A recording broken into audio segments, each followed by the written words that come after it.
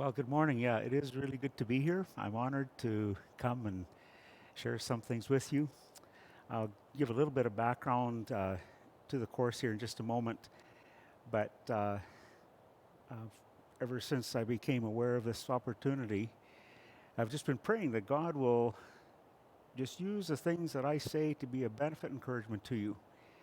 And you need to understand, I mean, I've been doing the leadership thing in terms of my role for quite a few years now. I kind of came into the role in 1999 in a season of some pretty significant turmoil. So I've seen the turmoil side, seen the stability side of leadership, and all the lessons that are learned there. But if there's anything maybe that I have learned and can share with you is it's way easier to talk about leadership than to actually live it. And you can talk about all these principles, but are we actually living them? And it's my deep conviction to seek to live by the things I'm talking to you about. But I have not arrived. I don't think any of us have. And you just keep learning, and you keep learning new angles, new different things that are part of leadership. And my goal for these sessions we have is to especially focus on the biblical foundation. What lays the foundation for leadership in terms of our hearts? I think that's the. I think I've turned. Did I turn this back on here?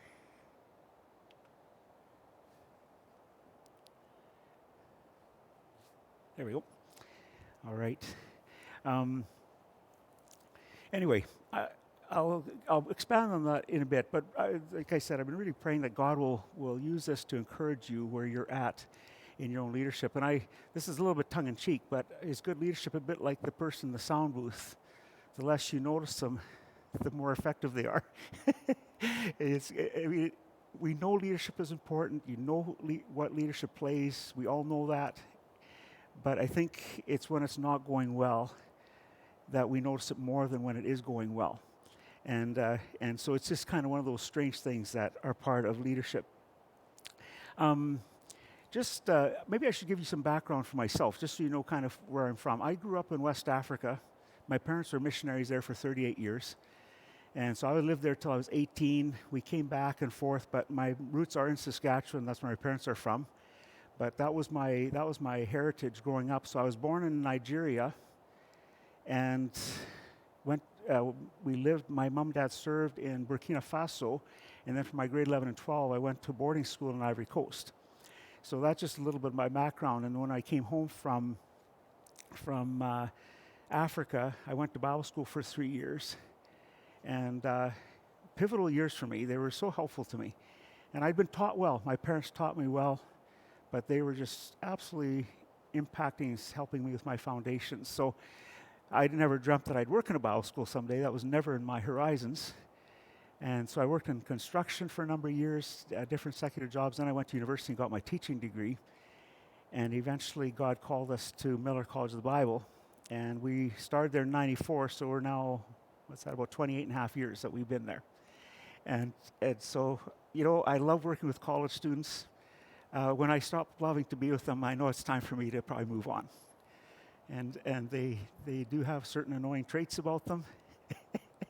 I say that respectfully, but I mean, the shenanigans that go on with college students, but it's just part of that age group. And I consider that I'm unbelievably blessed to be able to work with young people like that, and just to see how God takes the study of God's Word and starts to transform them and help them to grow. And just so you understand, Miller College of the Bible as a school we serve under the church. We are to serve the church. That we're not over the church. And there are institutions who think that they actually call the shots for the church, and that is in error. We are here to serve the church and take people and equip them so they will go into the church equipped with the scriptures to serve well. And that's our goal. And I think you're aware we have God allows us to start a campus in Sunnybray, close to Salmon Arm. And then just 4 years ago, the initial starts of it began. It was just before COVID hit. But a group of pastors in Winnipeg asked us if we'd come and start in Winnipeg.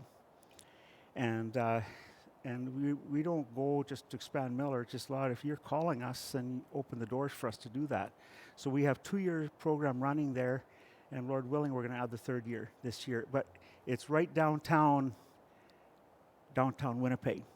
And we're accustomed to being more distant. If you've been to Pamburn, Saskatchewan, which is 40 minutes from Swift Current, it's pretty barren.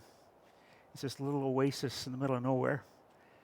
And that's also a miracle that a school like that exists.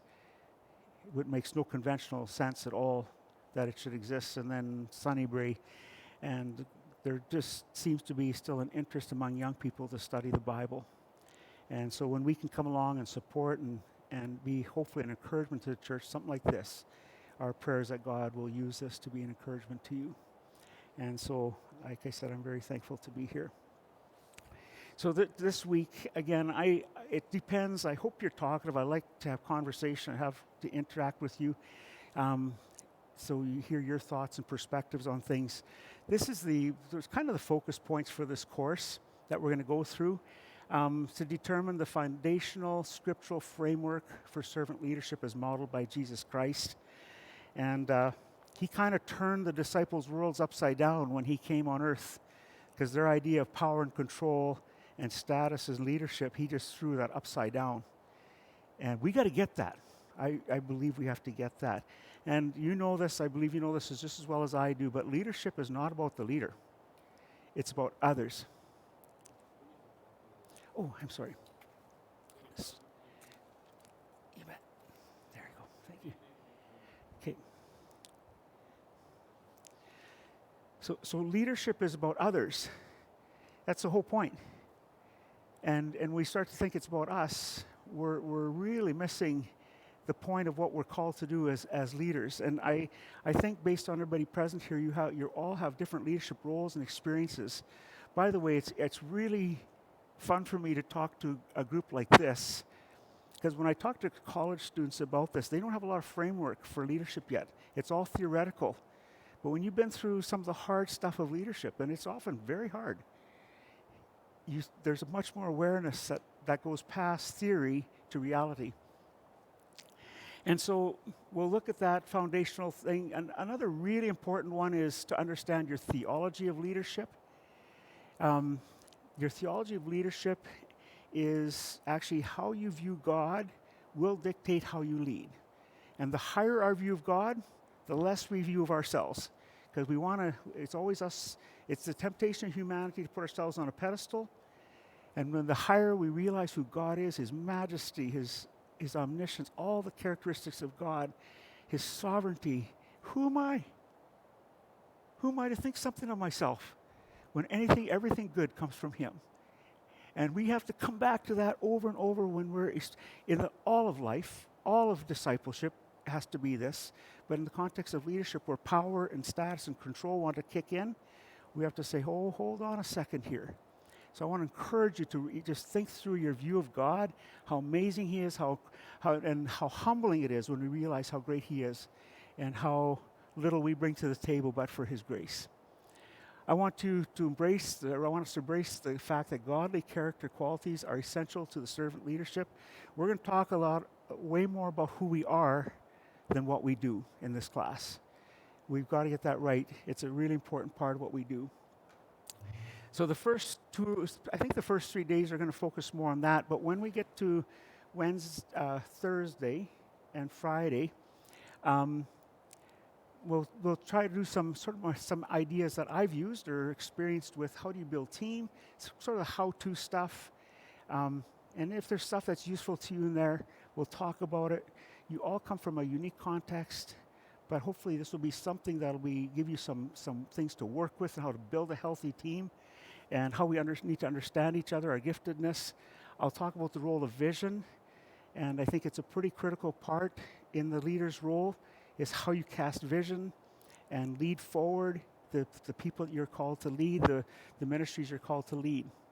One of the biggest challenges for us, and I would assume you face these things, is good decision-making process. And it's so easy just to make a call when who have I involved in that decision-making?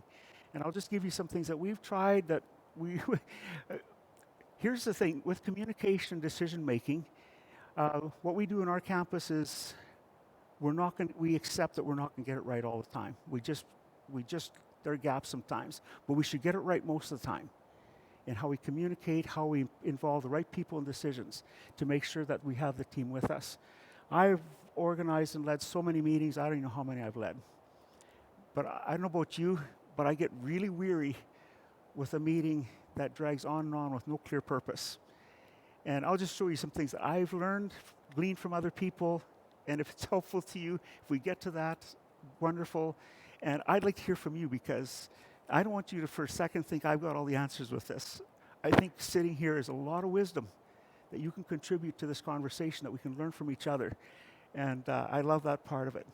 And then I'm going to talk about common leadership issues. There's 12 of them that we'll look at. And there's lots more than that, but these are sort of things that leaders commonly face. And how do we respond to these really tough issues that come up in leadership? And that's sort of what wind it up. So that's kind of the outline for it. I'm going to read a book, so just something from this book here. But this is again, if you want to get that book, I think of all the leadership books that I have bought or have, this is probably the best one on spiritual leadership you're going to get. There's lots of good ones, but that's a good one. This is another really good one, Servants of the Servants by Don Howell, just filled with scripture from start to finish. And again, if you want to take a picture of it and order it, you can. I didn't bring this one along. This is the old version of this one. Let me read something from there, though, that I think is relevant as we get rolling here. And I think it helps sets the stage here. This is a quote from the book by a fellow by the name of Samuel Brangle.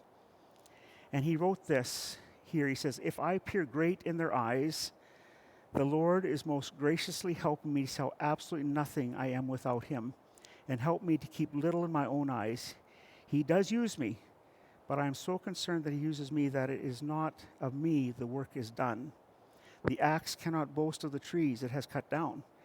It could do nothing but for the woodsman. He made it, he sharpened it, he used it. And the moment he throws it aside, it becomes old iron. Oh, that I may never lose sight of this." And I want that to help sort of lay the mindset that this is when God puts us and calls us into places of leadership, that it's about others, it's about him getting the glory, and it's not about us. I'm telling you, I absolutely believe to the core of my being, if we get that right, we're in a really good space of going through very hard stuff together. But if my heart's off and it becomes about me, people want to tell me, "Oh, you're so amazing," watch out. You're now entering very, very dangerous territory. Just to move ahead.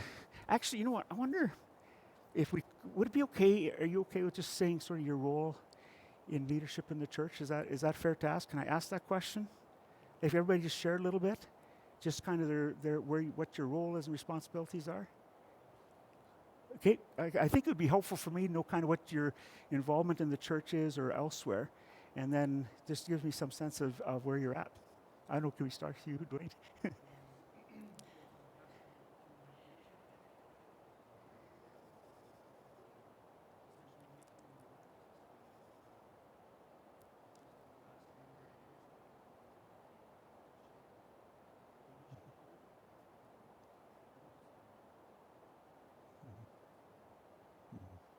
you. I don't know, should we just go down like this? Go ahead, Peter.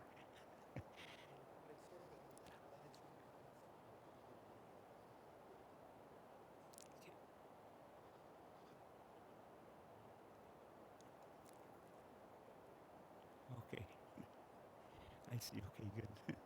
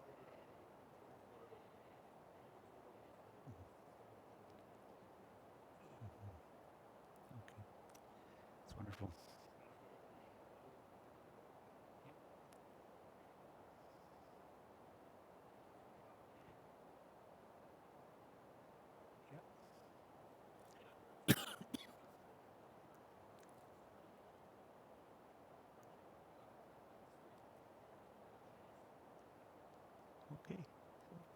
What part of Africa are you going? Okay. Yeah, good. That's great. Yeah.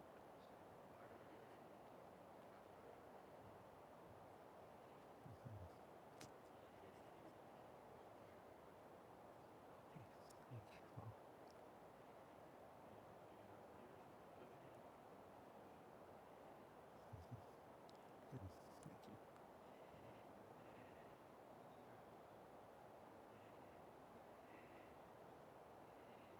Thank you. Okay. Hmm. Cool. And Lisa. Okay. Good. Well, I mean, we'll find this out. Title doesn't make you a leader. It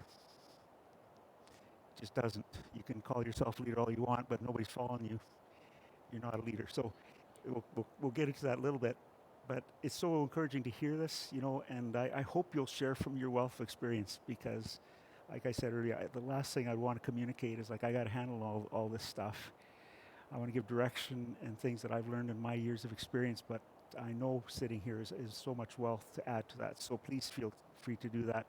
One of the things when I came, just to give my own a little bit of background, um, in 1999, the school went through a uh, pretty difficult time, and it actually was on, I would say, on the verge of closing. We were just down to 76 students, and things were not going well. And the reality it was a leadership issue that provoked it. Anyway, out of that, these messes, you wonder what we all do and say things we're sorry for. We shouldn't have said, even if you can nail it down to a key issue. And in that season, I was actually the athletic director of the school. I wasn't really involved with leadership per se. I mean, I had leadership role, but not. And when that happened, the president of the day left, and then the board said, find somebody in your group there just to be a point person until they sort out and found a new president. And I went to the meeting. I had no clue. I didn't even cross my mind that they would ask me to do that. I was pretty young. And what do I bring to the table? I just didn't see myself in that light at all. I had no desire whatsoever for that. Zero, actually. In fact, I would run from it if I could have. And it was interesting, but I'd learned something earlier in my life. And about 20, I was about 23. We just got married. I was kind of in limbo because we'd come back from Africa. We had a home church, but not really because we were just too disconnected from our many travels. And so we got married. We settled north of Saskatoon there. We went to my parents, actually, my parent-in-laws, went to the Brooktaller Church north of Saskatoon there. But we went to anyway, we decided on a church at that point. We settled in the Nuanlog Church. I don't know if you're familiar with it, but there's a church north of Saskatoon there. And that became our home church for 10 years. But it was in that time, I just was struggling, like, God, what do you want me to do? Like, what's my purpose? And I just couldn't get a handle on it. But I'm not a sit-arounder. I'm antsy. I'd probably diagnosed with ADHD if I was in another day, or ADD, I don't know. But Lord, what do you want me to do? And I remember one afternoon, it was a Sunday afternoon, the light went on, and I just had to come kind of the end of myself, say, God, I just don't know what you have in mind for me, but I promise to be faithful and available to you wherever you call me to go. I didn't know what that meant at the time, but boy, has it been a journey. And a lot of it's been stuff I would never have chosen to do. But God takes these weak things, these unqualified people, when he has a plan for them. And I believe that was in my case. And it didn't take long. All of a sudden, I was asked to teach some grade 2 boys in this church. Now, going back to Bible school, just so you know my background, I remember sitting and taking the teaching class in Bible school. I was sitting in the back corner. I said, this doesn't apply to me. I hate teaching. I'm terrified of being in front of people. So that's not me. So I kind of wrote the class off. I passed it, but that was about it. It was bad attitude. And so here I am, a couple, 3 years later. I'm asked to teach these grade 2 boys. And I said, well, I enjoy this. And then they asked me to teach the adult Sunday school class. And then that led to me going to university to get my teaching degree. In those moments, though, I remember the first time I stood in front of grade 10 students in a secular school doing my practicum. Every last thing in me wanted to run from that and say, this is too scary. But I remember that promise I'd made to the Lord to be faithful and available. And so I said, I just got to do it. He's led me. There's the miracles that led me going to university. Anyway, it was the other part. I got to stick with it. So jump way ahead to this one. They asked me to be this point person. And I thought it was just interim anyway. It was just, they're going to look for a president. I just fill the role for a little bit. And I was on the search committee, and I was searching. It wasn't for me, believe me. And yet God just had placed me there. But it was that promise that God, when God calls you, he will equip you, and he'll give you the strength you need. Otherwise, I would have bailed out on it.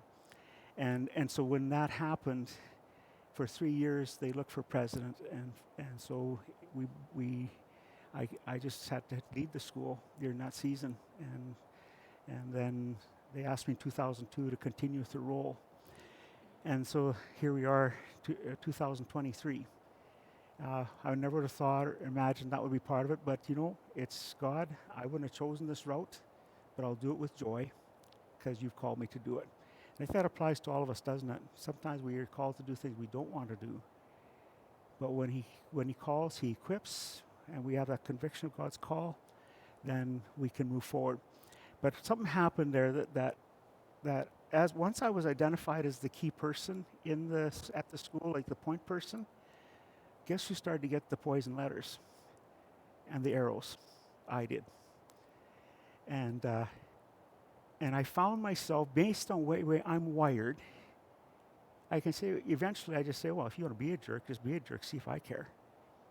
And I could see that building in me as I'm getting some of these letters. You know what? These letters are from people who actually cared about the school.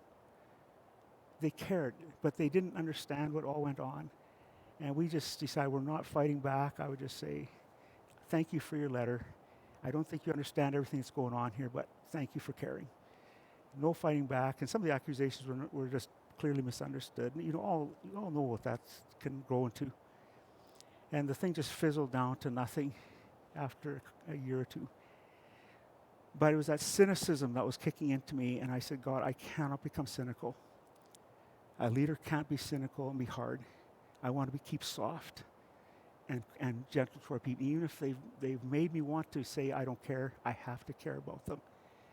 And I think that was, in retrospect, I believe that was a gift from God to remind me how you need to lead and to do that. And so that's a bit of my experience in trying to confront that, and I would assume you can relate to some of those things yourselves. The current views of leadership, so much of it's based on pride, it's power, control, status, as opposed to serving through humility. We've got to kill that thing. It's wrong. We've got to get to the bottom, and that's what I'm hoping we can do through that kind of thinking. And the current trends, of course, the trends in leadership, like it's just become a business to do leadership seminars and write zillions of books on leadership. And forgive me if it sounds a little bit nasty, but I'm tired of them. I think it's become a money-making business to do all this leadership that in the meantime you start to lose what's the essence of godly leadership. That's what we have to narrow down. So it can be business, it can be an organization, it can be a church, your family, all those things that require leadership. Actually, you can narrow it down to pretty common denominator. There's certain principles that guide all of them from a Christian perspective.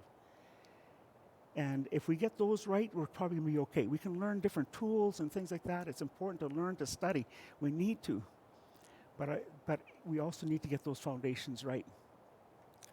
And this temptation, is to be reminded nobody's arrived. It's a continual learning thing. No matter how many years you've done this or had it, that we are all learning. And it continues to be learned till we take our last breath. And there's always new things. And finally, I want to stress, or I cannot stress enough how important it is to be yourself and start to mimic somebody else. I just firmly believe God's made each of you and me uniquely to do certain things uniquely. And we need to accept how he's made us and then develop those gifts. And we can learn from other people. We should learn from other people, but be you. Otherwise, we're setting ourselves up for a real disaster when we try to mimic somebody else too much instead of learning the principles that apply to the personality God's given me to do what I'm supposed to do. Anyway, any comments or insights that you can add at this point into this? Or things, maybe experiences that you've had?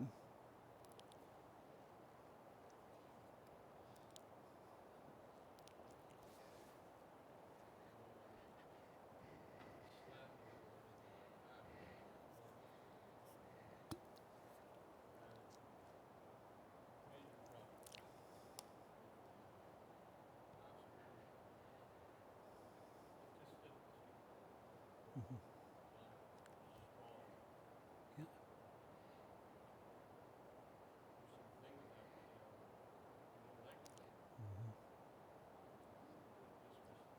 Mm-hmm. No.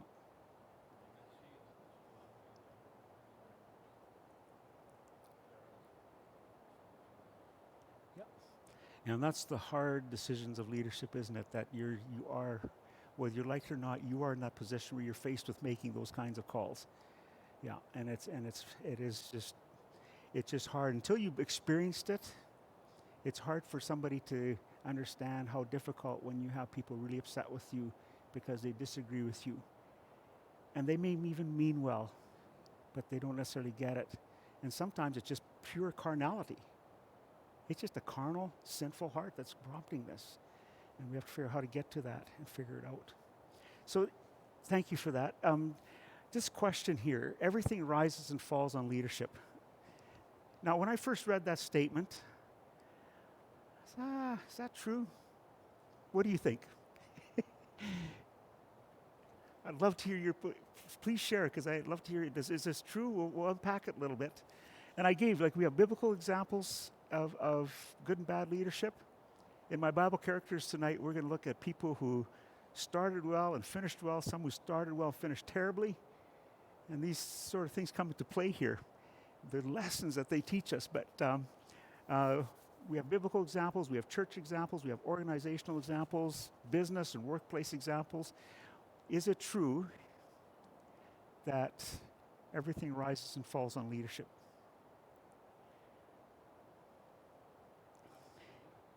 Mm-hmm.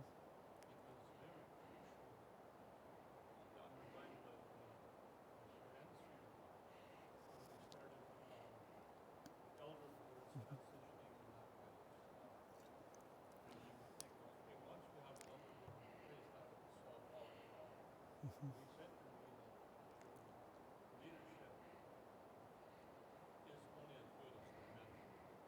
Mm-hmm. Yeah. Yeah. Yeah. Do you actually agree with that? Yeah, it seems to be a consensus here. Feel free. We're just kind of unpacking this, but I struggled with that at first. And I thought, that's really, is it that important? But yes. Were you going to say something? Yes, please. Mhm.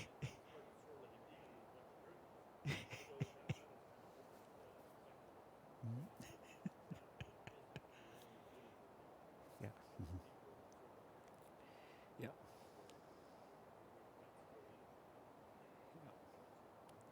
Yeah.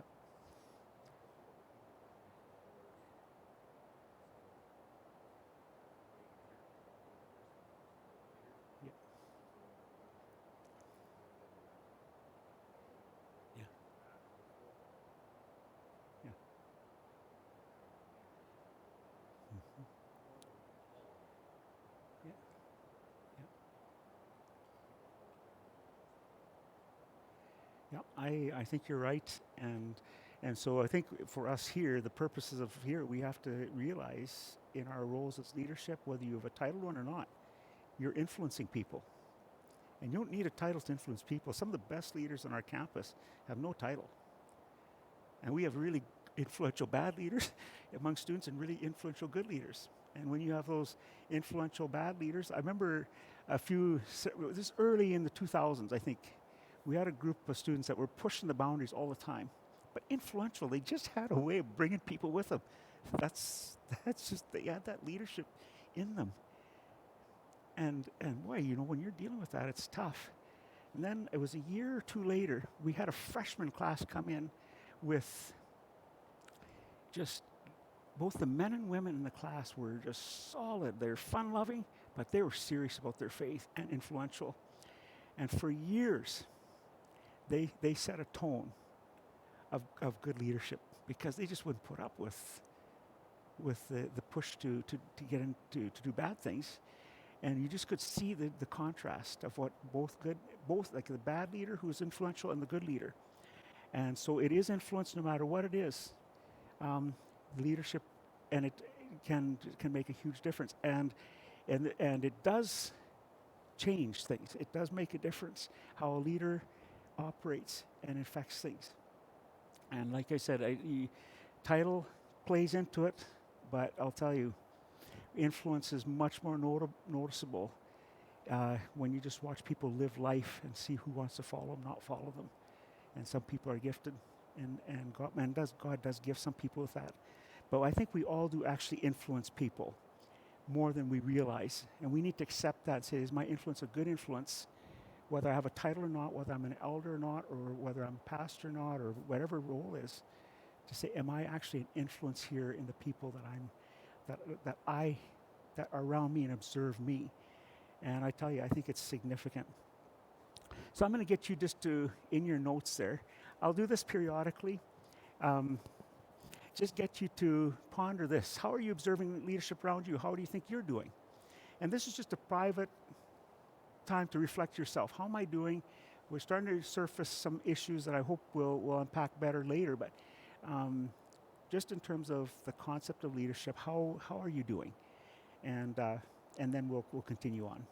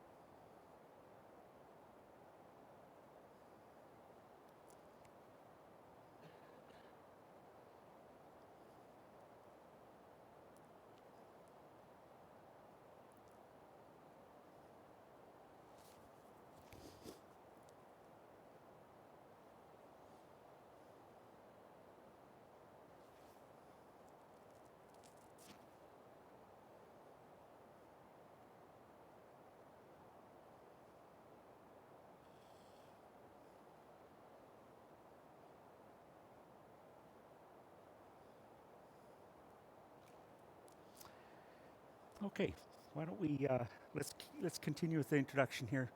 There are many types of leaders. Each one has their personal take on how leadership should look. We must recognize how personality shapes how we lead, and but it should never be removed from the foundation of Scripture. Now, I don't know about your context, but I'm sure you observe there's people who are just naturally up front. They just step in, take the lead. That's just who they are. God's wired them that way. And when it's done right, it's a really good thing. There's the reluctant leader who doesn't do it unless they're kind of pushed into it. But when they're pushed into and asked to do it, they do a great job. And so there's all these different styles and ways of approaching it. And I said this earlier, they can accomplish the same things, and it can look quite different. And we need to be okay with that. That's okay if leadership looks a little different. But if the core, the foundation is right, it's going to look good. If the core is off, no matter who you are, it's going to look bad. And it's going to have negative results in terms of the kingdom. Now, I should clarify, I'm talking here in the terms, of course, as believers, as followers of Jesus, that we are children of God, called here for a purpose to make disciples. So this is the context. Now, it applies to secular settings, absolutely. But I'm thinking in the context of how we as Christians operate and live and do our life. Again, our view of God is critical, because how we view God shapes our perspective. It's key in crushing pride, And the concept of preaching the gospel to ourselves, reminding us of God's goodness and his grace and mercy on me, that reduces me to, you know what, I'm nothing but for the grace of God. I'm nothing but for the grace of God. And then out of that, he says, I want you to bless you. I want you to serve you. I want to use you. But if we think we're something, somehow we're amazing, we're forgetting who created us and who gave us what we have. And that's the key. And keep taking this a little bit deeper as we go here. Here's some little background. I think that's helpful to this. Don Howell in this book here points out a couple really good things. And he looks at the historical background of leadership and the things that have driven and framed how we think about leadership. And so you have the Greek perspective, and it's an influential today because it's based on power, it's based on status, about looking at me, how amazing I am. That's the Greek perspective that's filtered down to us. Listen to what he says here. To serve or to worship is almost exclusively pejorative, or just like that's just disgusting. That I would want to serve others. It's about me. That's what this is about. And so that in that context, that's how they view that. They wouldn't like it. The Greeks placed great value on personal autonomy, that is, freedom from subjugation to the will of someone or something for self-determination that is at the heart of meaningful existence. The servant of the Lord, to be subject to the will of another, is to be stripped of one's dignity, and thus a condition that is contemptible. So is this a thinking that's fairly prevalent in our society today, in our world? I don't think that's an off observation, is it? That this is about me, what I can get out of it, no matter what context. Government, we look at our government, and it's hard not to be cynical, but it's pretty self-serving. It's what can I get out of this, and it's driven by this kind of mindset that comes through traditions from generations. That this is it's about me being elevated, and everybody saying how amazing I am, and what I can gain from it. And it's a sad reality because we don't see in our political realm very often, do we? A humble leader. We just rarely see it. It's just not very often that we see one of our key political leaders who you can tell this is about the people, this is not about me, what I can get out of it. And that's, of course, we know that's unbiblical. But here's the Judeo-Christian perspective. Listen to the difference, the contrast in this. I find this so interesting. By stark contrast, it is the majesty, listen to this, of the Judeo-Christian God that transforms the values and thus the language that gives expression to these values, attested in the New Testament writings. God is a transcendent creator and Lord who deserves the worship of those he has made and redeemed. Dependent obedience, humble submission, reverent worship, and wholehearted commitment to the will and purposes of another are qualities far from destroying human dignity, bring about its restoration. What an absolute opposite, eh? And think about the beauty of the scriptures and our relationship with Jesus. And when we get that right, how freeing that is, because it's about another. It's about him. And I'm going to just try hard to bring this home to us today, that we just drive it home in our own hearts, that leadership, the Christian life, discipleship is about serving others. And when we use it in the context of leadership, it is a powerful thing. Just let's go on here. Or any comments on that, first of all? Do you agree with that, or is there something that's a little off on that? Do you have some thoughts on that, on those two perspectives? Do you feel it's an accurate one? This comes from Don Howell, but I really find him insightful. What do you think?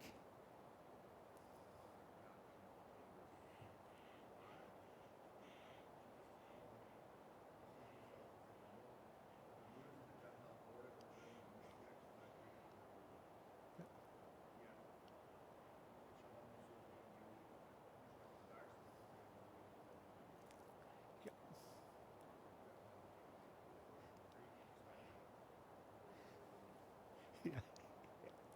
Perfect. And you just nailed our key verse. We're going to come to that. Perfect. I'm glad you introduced it, because that's where you find out the difference in the worldviews and the views of how life should operate. So thank you for bringing that up, because you're going to hear that verse a few times, and I'm glad you brought it forward.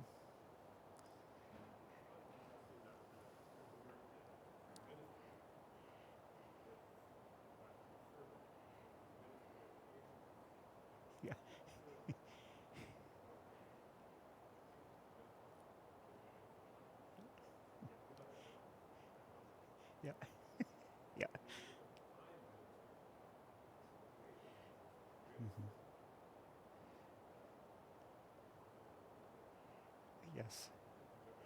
It's it, titles kind of harm us sometimes, don't they? Yeah. Yes, absolutely. Yeah. Yeah.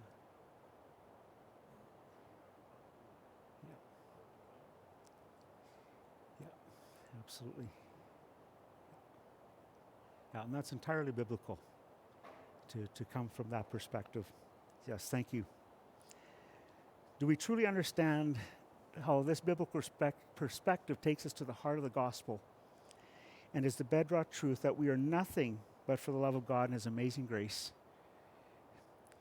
See, when Phil Ruten has an ego problem, and then I ponder the gospel, who am I, honestly, to think anything of myself because I bring nothing to the table but God's grace and mercy on me because I want to use you for my purposes. It's just so humbling. And out of that flows that hopefully that heart to serve people, to care for people because of God's amazing grace. I just find it such a reality checker when we ponder the gospel. You know, this is just to say, like, I don't know a lot about the churches up here, other than, we have had some students, and it's just. But I know one thing that I know is the gospel focus of your churches is so encouraging to me. You're that is at the heart of it. That these are your gospel-centered churches, and even though I don't know a whole lot about how you operate in your leadership, the fact that the gospel is so central to your teaching and preaching is, man, keep it on, keep on. We're in a world that is pushing against that. They want to take and say this is only partially true or it's somewhat true. No, this is the final word and authority from the Lord, and the heart of it is the gospel and how He's going to use that to accomplish His purposes on this world. And I think it doesn't take long. We don't need to brainstorm on that one, but how many Christian leaders have been destroyed by sin and their egos? Because all of a sudden, their amazing ministries became about what they have done instead of what God has done. I won't share the context of who this is, but I remember hearing this a few years ago, and and I won't give you the context. You would probably know this person. It's a well-known public figure in sort of the Christian world, I think. A relative known, though I never heard him speak much, but a cousin of mine had gone to the church where he was the head pastor, and he was leaving for a break, and so he had said from the from the pulpit, this is how I understood it, this is how it was given to me, I've invited the top 10 preachers in North America to come and give you their best sermon while I'm away. Wow, that sounds spirit-led, doesn't it? And I just kept thinking, I thought there, you're done. You're done. You just revealed a deep arrogance that this has become about you and not about Jesus. And it was just a year or two later, he was taken out of his ministry. And I'm convinced from what I saw, and I don't know all the inner workings, of course, at all, probably it was ego. And it became about him. Oh, you guys, all of us here, let's guard our hearts against that. Let's ask God to protect us against this thing that it's about us. And that's what we have done. And say, no, God, this is you. Help us to serve you faithfully, and remember who it is that we serve and how you take us in our weaknesses for your honor and glory. It is so freeing, but our flesh fights against that all the time. It fights against it. Let's look at this again. This is from Howell. First, it is the bedrock conviction of this writer that the Holy Scriptures, comprised of the Old and New Testaments, is the authoritative guide for the Christian believer in every realm of life, including how it grows into and how it grows and conducts oneself as a leader of others. So it's an assumption that I make here, that we together believe that this is the final authority for all of life and practice. When we believe that, we're on the same page for that, we're on a very common, solid ground when this is the final authority. I may talk about a little bit later, but I can point out some of the trends that you're probably extremely well aware of that is undermining the scripture because people are smarter than God. And they think they are, at least. And now all of a sudden I can pick and choose what I want out of here. So this is the bedrock, that this is the final authority, is critical to leadership. Secondly, is that biblical leadership is not limited to particular models related to style, role, or setting. I don't think you see that in the scriptures much, that emphasis on style or how their title, whatever. But it's who they were. And so we come on these three words. It's the character, the motive, and the agenda that become a three-legged stool on which our leadership needs to be built. And if you take nothing from this class, I hope you take this one, because I think this is the evaluation point of where I'm at and where you're at in our relationship with God. And I'm going to explain that to you in just a moment here. But I love how it sort of captures it. So are you catching the link to the values that define who we are, our character, and serving Almighty God, and how God is the only one worthy of receiving the glory? These are foundational principles. Forget about learning about leadership strategy and technique if the matters of the heart, the character, motive, and agenda are not established first. All these are inner things in us that define who we are and what drives us. I'll explain them so you see how they each have their own place.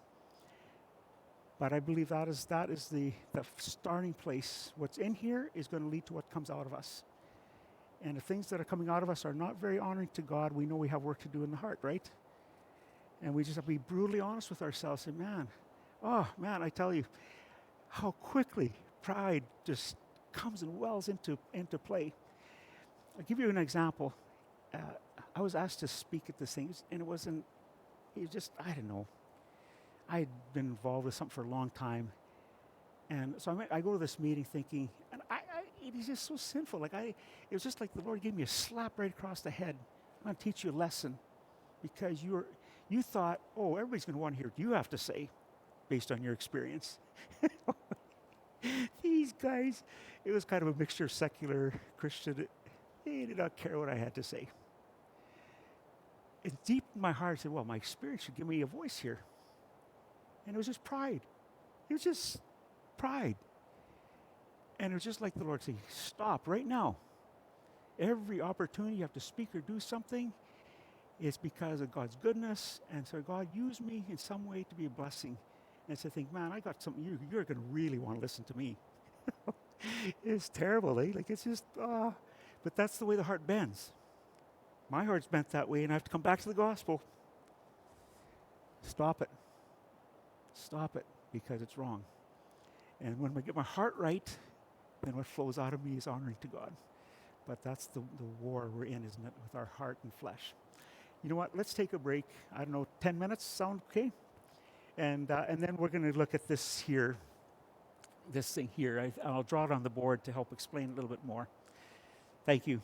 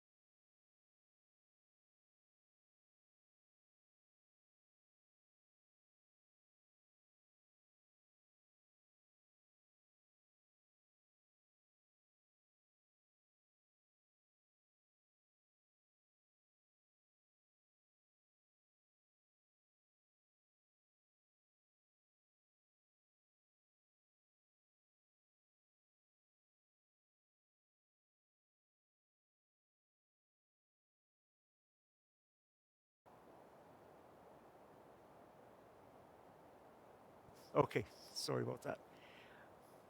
And the agenda is what I do. The motive is this very basic question, but it's so freeing when I say when the day is done, the only thing that matters in what I do is that God is pleased with me and that He's getting the glory. And that's so freeing. Is my agenda His agenda? See, we can so easily implement our own agenda without even realizing it. So we have to just ask that question of the Lord, what you've called me to do, is it really what you want me to do? Because I want to do what you want me to do, not what I want to do. And when we get that straight, whether it's it personally, or it's in an institution, or it's in a church or a business, they clear up they clear up a lot of the issues for us because we get all these things right. Let's look at the verses here, and it'll help to explain it. Can somebody read Colossians 1, 9 to 10? And somebody read 1 Peter 13 to 16. Let's look at those first. I'm going to add one actually there. Titus 1, 5 to 9, for when we look at character. Could somebody read Titus 1, 5 to 9 as well? Okay.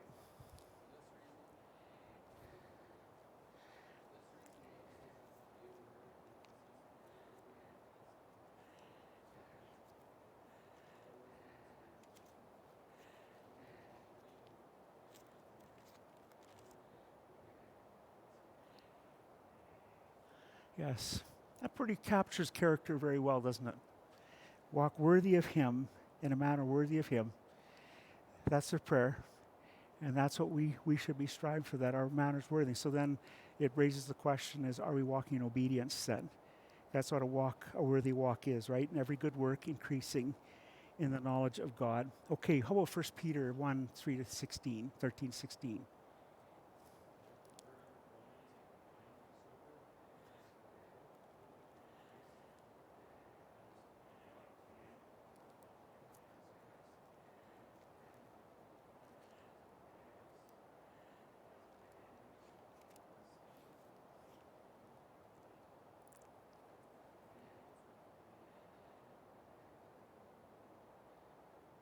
Yes, thank you.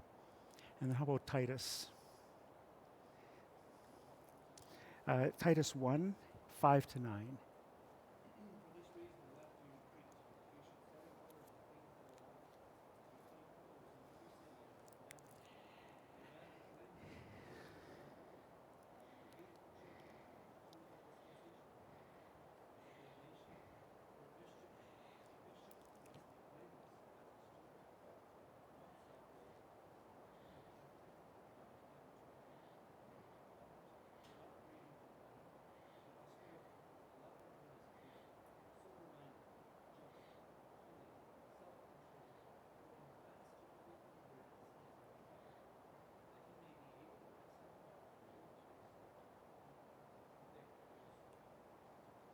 Thank you.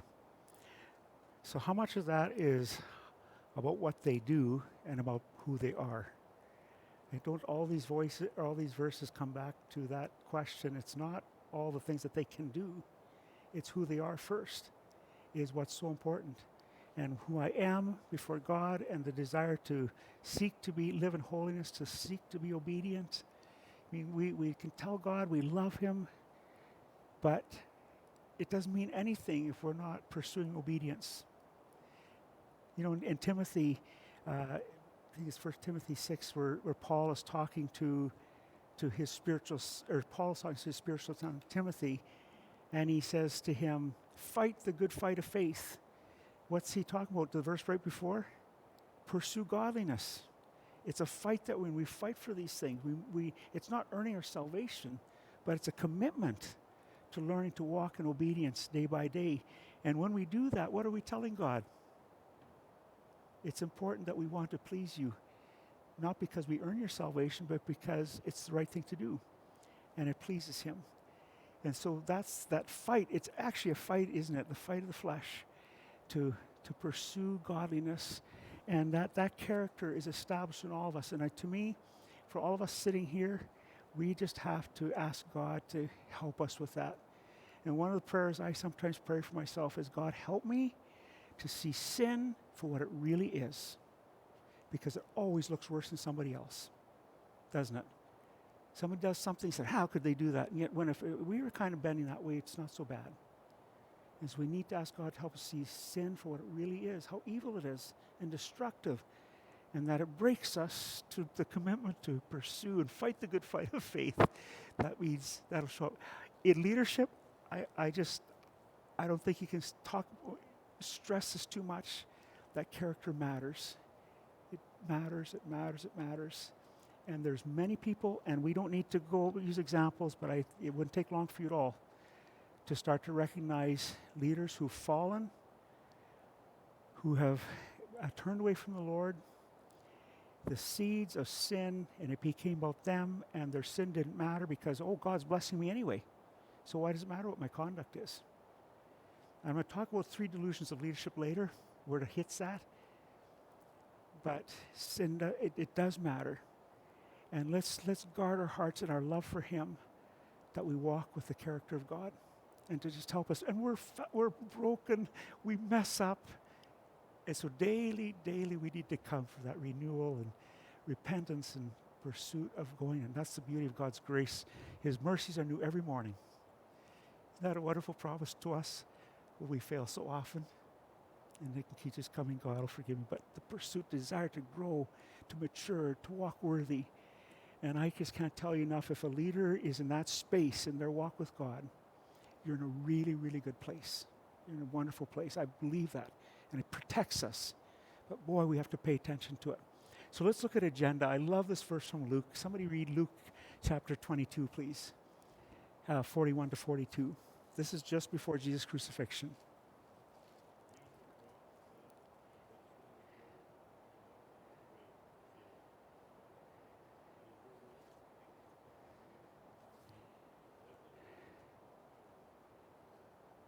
Yeah. Aren't you glad He did the will of the Father? Oh, we wouldn't be here.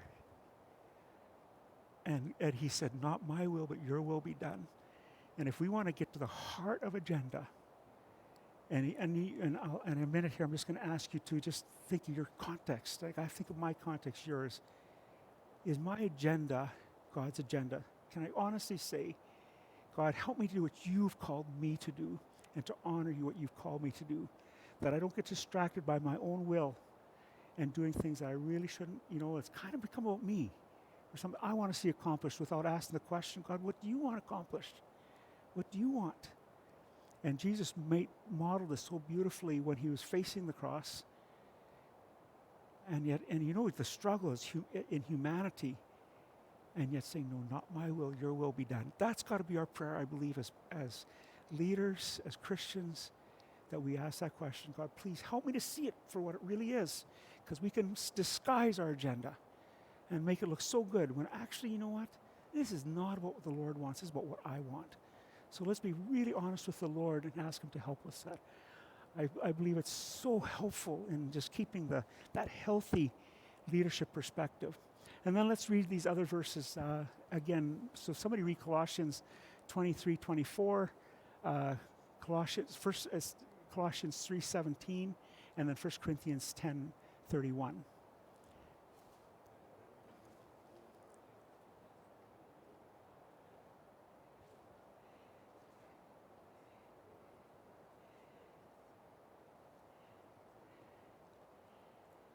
We serve the Lord Christ. How much are we often motivated to please people?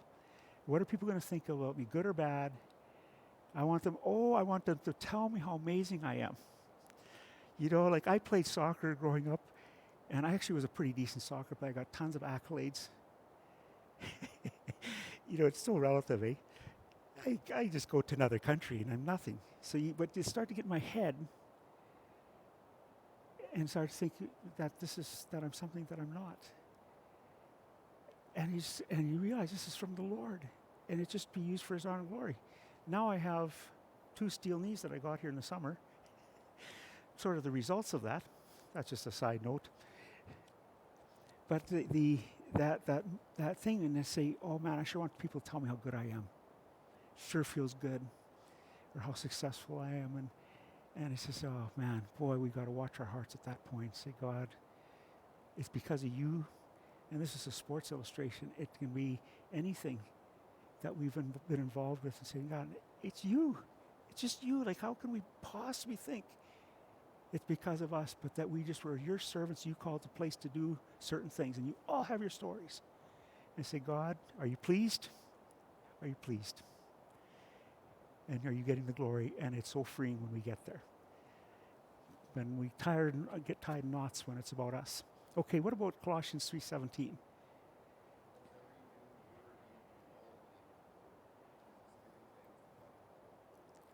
Yes, so it has God's blessing, whatever in word or deed. You know it's God's blessing, that it honors him. Good thing. And then the last one, 1 Corinthians 10:31.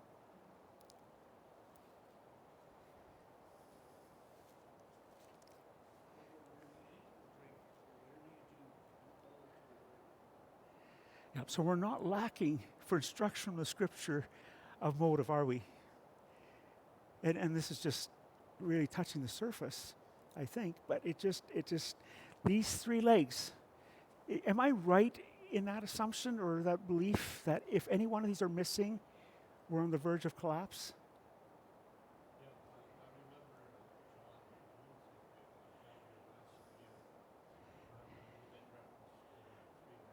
Oh, we did. Okay.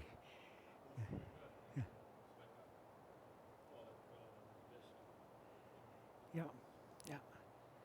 And so I think my encouragement to you and to me is let's regularly reflect on these three things, because I think it puts us in a place of correction if we need to correct. It puts us in a place of perspective, of a healthy perspective. And then I absolutely believe it helps us to lead in a godly way. Because what's inside here, if that's in order, if this is truly in order in our inner beings, then all the struggles and the challenges that come with leadership, people who are rude, people who are disagreeing with you, or you're trying to move things forward, all these things and how you respond as a Christian leader to those things, if these are in place, you're in a place where you can do it well. And you can still love people. One of the things I talk about leadership challenges is how do you deal with jerks? Not that you've ever experienced that, but I sort of have.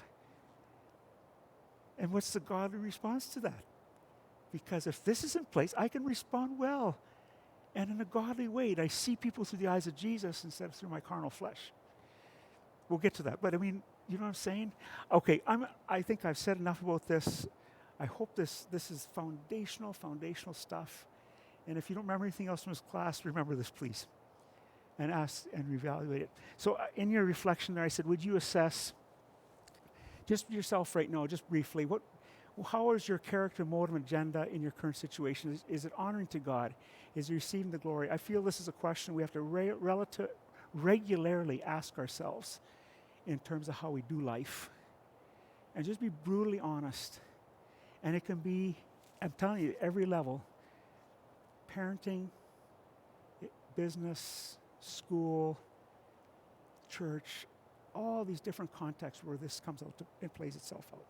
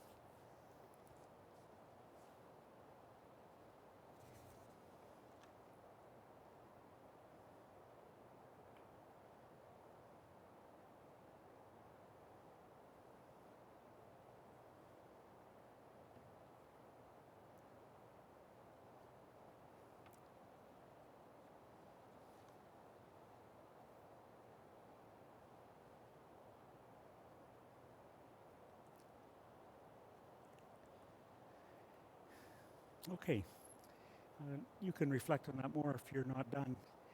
But I would be curious to know if, you know, as a group, if we want to identify some things uh, that we can actively apply this. Like, what are some practical ways that we can apply living in this reality of this three-legged stool? Because there's some things that you could give that would be good counsel to keep in that place, like that from your maybe your own experiences. This is how what I do to keep that focus because whatever, yeah, I think it'd be great if you would share a little bit of your own experiences of this if you're willing. I won't sit on it long, but if you would like to, please speak up.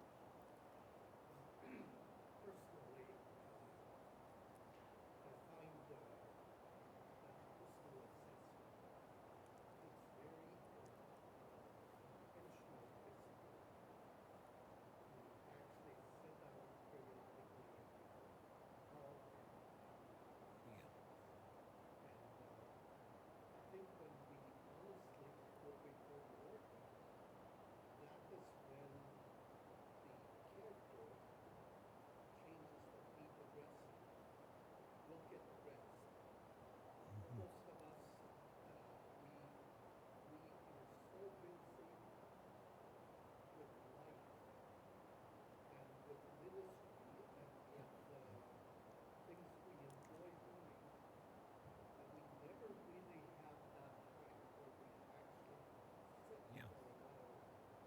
Mhm.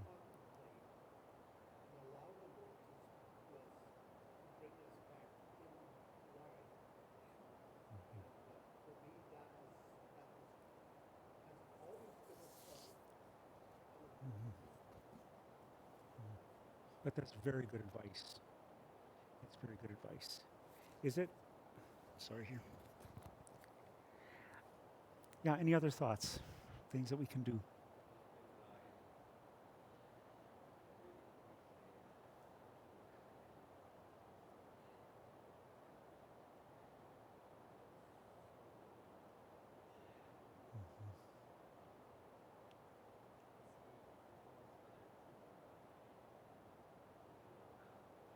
Yeah. So I think you've hit on something that's really important. Is that we need others to help us, and are we humble enough to let somebody come to me and say, you know what, um, I'm noticing something in you that's probably not healthy. I just want to make sure you understand it. Maybe if it's a glaring sin, it's its own way to approach it. But if it's just a shift in thinking, and somebody has cares enough to talk to you about it and say, be careful. Like I plead with my leadership team sometimes, please help me see my vices because we could be so blind to our own vices. We need each other. God created the body. When we talk about the team building, how we need each other to keep each other strong. God designed us that the body strengthens the body, even as the Spirit of God guides all that. I think there's just that accountability. When I do my Bible characters, it won't be tonight, I think it will be tomorrow night, but we're going to look at the story of Nathan and David and how God used Nathan to correct David and how there's so many lessons for us in staying the course, staying in that place where we're honoring God with our choices.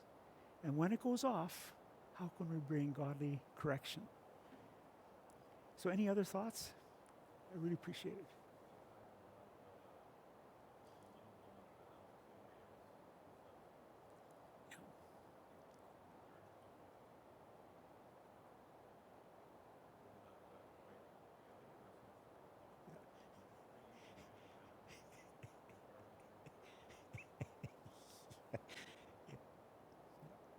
So true.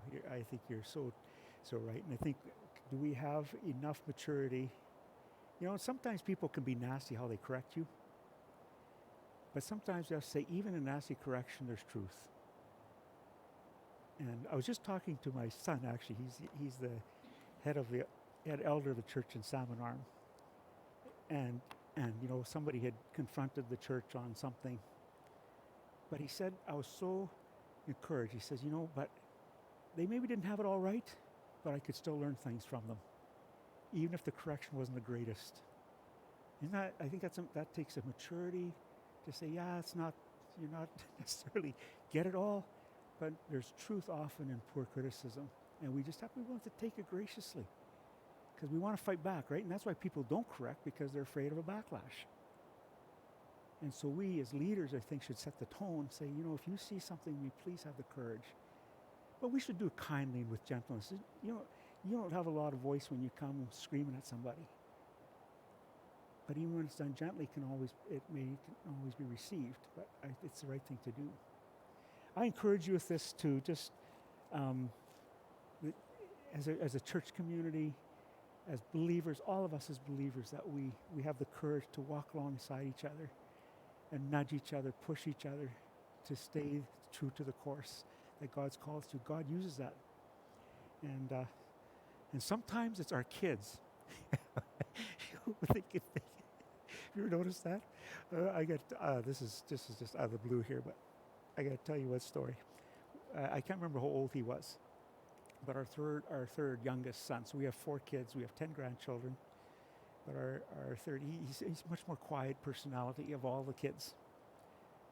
So when he speaks, you listen. Anyway, we were sitting as a family talking, and clearly we were gossiping. There's no question about it. Because all of a sudden Joel just says, why don't we just sit here and talk about other people and feel good about ourselves?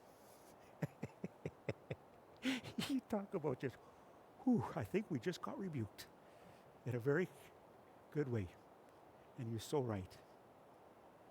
And I think that's the beauty of the body of Christ, helping each other out. And I hope we can do that. And in this level here, if you're wondering about your agenda, to ask somebody, do you sense my agenda is God's agenda in the context of leadership? Am I straying a little bit here? Is it becoming about me?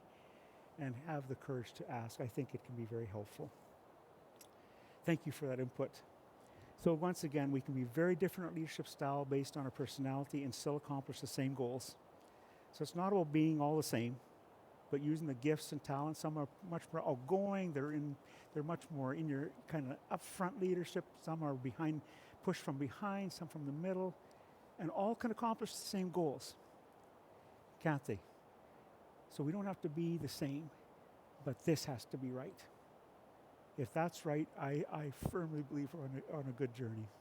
So exploring it briefly a little further, it says, do you like this statement? God never told us to make leaders. He told us to make servants, and he makes leaders out of servants.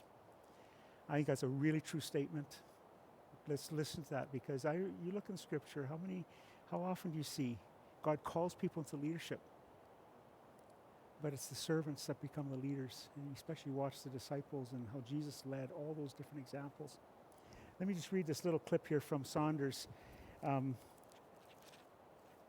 that captures this as well. He says this here: if we set out to produce a race of leaders, what we shall succeed in doing is probably to produce a race of restless, ambitious, discontented intellectuals. Tell a man he's called to be a leader is the best way of ensuring his spiritual ruin, since in the Christian world, ambition is more deadly than any other sin, and if yielded to, makes a man unprofitable to the ministry. And I've caught myself telling a student, I see you're a good leader. I have to be careful how I word that for that very reason. And I've backed off on that. I'll confirm and encourage them if they're a leader, but I'll be careful how I word it, because that very thing, all of a sudden, the chest starts to puff out, and I'm something, eh? Well, I haven't seen it play out like that, but here, this is this caution, right, of this. And if God calls you to lead, if you like being in leadership, there's nothing wrong with that. Some people pursue that, but make sure you're pursuing it for God's glory. And if you're the reluctant leader who just, please don't ask me to do that, but God, if you're calling me, I'll do it. And that's kind of the spectrum, isn't it? The great challenge, of course, of leadership is the desire for status, power, and control and pride. This has happened several times at the school. When they do interviews for student leadership for the next year, the students have to apply for leadership. And they're chosen based on their readiness, their maturity. whether we feel they're ready to step into it. And this just happened. And the one guy was not chosen, I'm quitting. I'm not coming back because you didn't choose me to be a leader. Well, what did you just declare? Yeah, you're not even close to being ready to be a leader. You just affirmed what we saw in you. And you got to get over yourself, because this was about status. This is about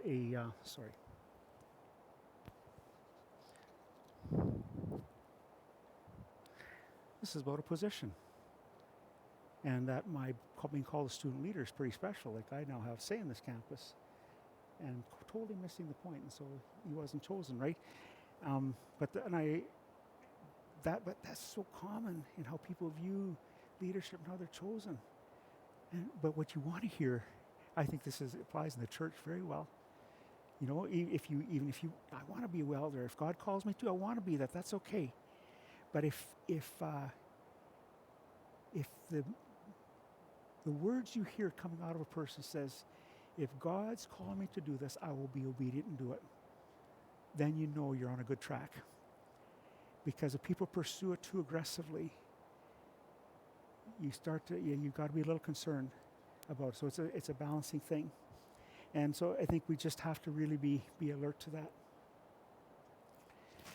Anyway, I think this happens everywhere.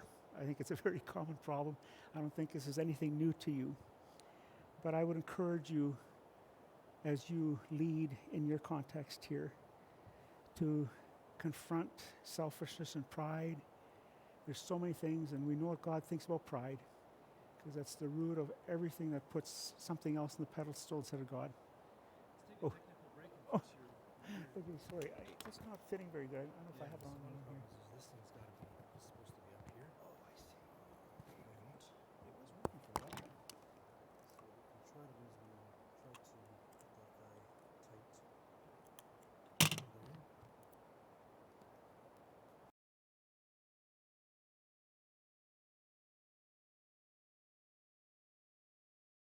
Regularly, if not every day.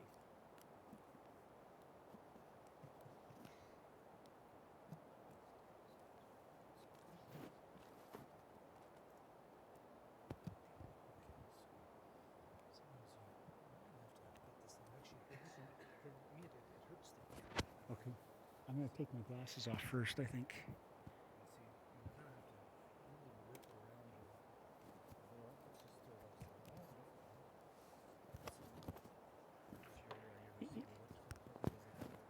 You know what?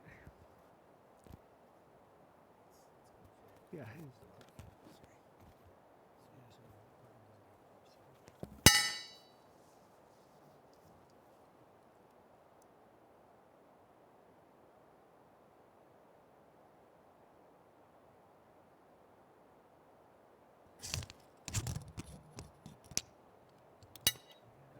Hey, check. Just a moment. Check. You betcha. Okay. So this guy goes around, Oh, yeah. There. That's way better. Thank you. Tailor it to your... Okay. It doesn't tickle you, but yeah, sometimes that's the thing. Oh, thank you. Yeah, that's way better. Thank you. Okay. Okay, thanks. Appreciate it. What's the context of this verse here? Anybody remember?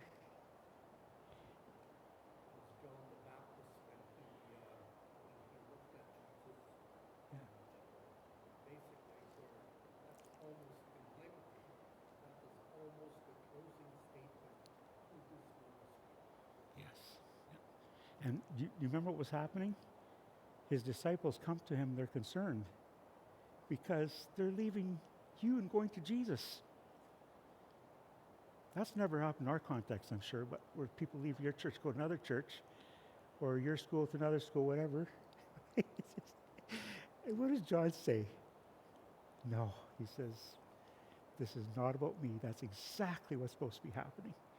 And I think he sets a tone for us that just, man, when I first came to my leadership, an old man told me, he says, this is what you should try to pray every day, that you keep perspective. It's not about you. It's just all about him getting the increase. And John the Baptist, and he sees them leaving him, and he celebrates it, just like the bridegroom celebrates the, the groom. You're not there. You're not the focal point. The groom and the bride are the focal point. And I've told students sometimes this. I've been to, by the way, lots of weddings as being a part of Bible college. I'm not sure how many we've been invited to. It's probably at least 200 or more, I don't know. Attended about half of them. But I often use this illustration. I said, I've never been one there where the groomsman or the best man jumps up in front of the bridal couple and say, no, it's about me. It's about me. A good thing we haven't seen. That'd be pretty disturbing. And John says, as that celebration of the bridegroom, and he celebrates at Jesus because he was paving the way. Oh, I tell you, if we play this out in our lives, we free ourselves of a lot of garbage and baggage, I think. Any comments on this particular statement? Oops. It's right here. I'm really hard on your. I'll try to be more. Oh, is this? Okay. There's that better. There we go. Okay. Once again, sorry. Any thoughts or comments on this thought before we move on?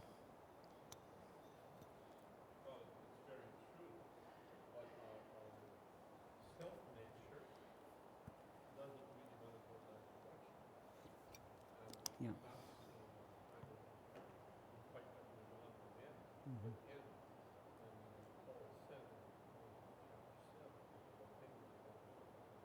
Mhm. Yeah. And I think the thing that helps us stay in that space is the understanding of the gospel, what God has done for us.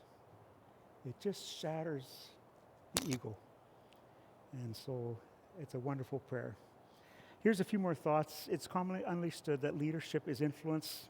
If your life in any way connects with people, other people, you are an influencer, and we all connect with people. And I think whether you have a title or not, we make a difference in people's lives. It can be negative or it can be positive, but we cannot help but influence the people around us. I think that's a true statement.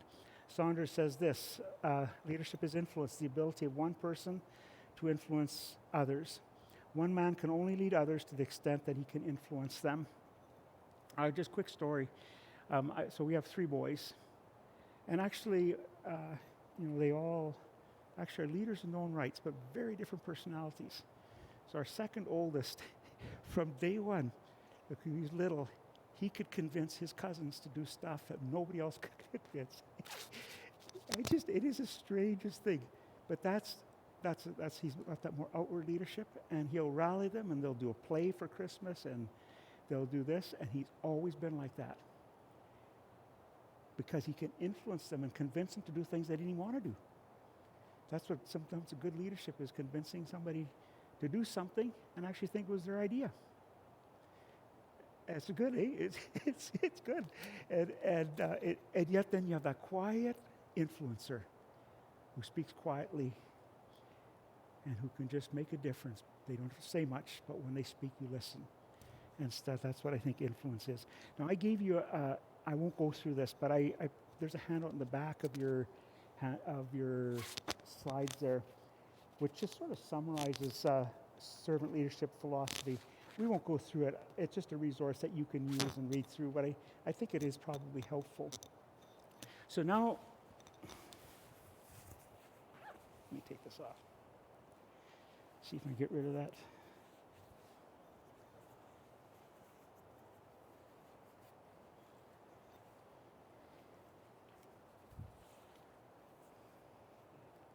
Let's try that and see if I quit the... Okay.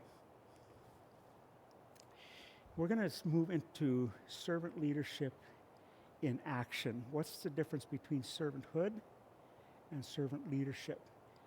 And we're going to build on this through here as we observe Jesus in action, See, when I came into my leadership, I was completely sold on servanthood. That was just a value that had been instilled in me, and that we're here to serve, and that's just what you do. I was modeled by my parents so well. But then, as I got more into my leadership, I said, like, what's the difference between servant leadership and having the quality of servanthood? And there is a notable difference between those things. And if we're going to be servant leaders, and I like to use the word servant leadership in biblical leadership because I think that's exactly what Jesus modeled for us, was servant leadership. And I like to use the term servant so we understand the application of it that way. And these are some definitions of it as we try to unpack it. I don't know, maybe before we look at that, would anyone want to comment what servant leadership would look like to you? Like, what does this mean in the context of leadership? Right? There's a distinction, I think, between just leadership and the fact that you attach that word servant on it that actually changes how we do leadership in many ways. And it's a biblical exercise or practice to do it that way. Any thoughts or insights, or do you want me just to jump into these definitions first? Okay, just interject anytime. Like, I really welcome that. So Howell says this: biblical servant leadership is taking the initiative to influence people to grow in holiness and to passionately promote the extension of God's kingdom in the world. John Piper says this: spiritual leadership is knowing where God wants people to be and take the initiative to use God's methods to get them to reliance on God's power. The answer to where God wants people to be is in a spiritual condition and in a lifestyle that display his glory and name. So that's the essence of it. So I'm going to add a little bit to it because we'll come to another one in a moment here. But see, my call as a servant leadership is to take those people who I have influence over to lead them forward in their growth in the Lord. That's got to be my goal. And the people business is messy. It's easy to order people around and get them to do stuff if you have that authority. You're not going to have much of a team or much unity.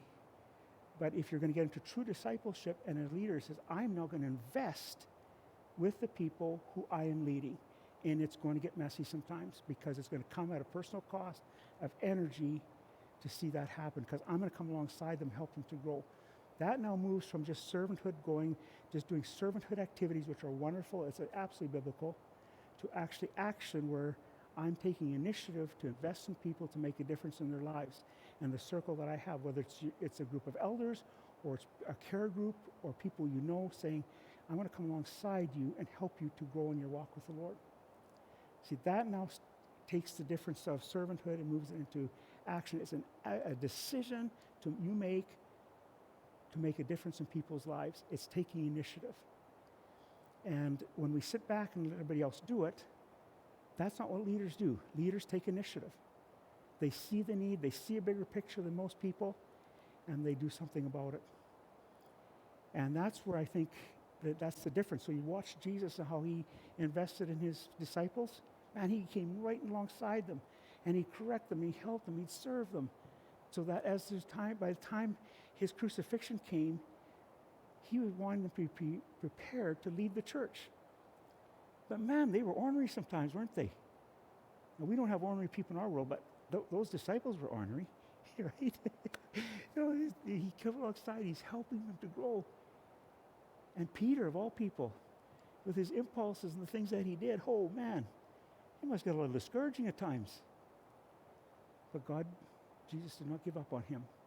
And he invested in him, he spoke into his life. Sometimes it was firm, sometimes it was encouraging, but coming along to help him to grow. And I think this is the heart of what our leadership needs to look like, is that we are willing to come alongside the people that we lead, and we have to count the cost that's involved with it. We can't just do it from a pedestal and tell people what to do. That's not leadership. It's not servant leadership for sure. And I think this is what the essence of what these statements are trying to convey. Now, we're going to look at these key verses. We already read it. This one, to me, foundational verse, but let's take a break. You're looking a little tired. Let's take 10 minutes and then we'll keep going. Is that okay? Yeah. So, what is it? Let's go back.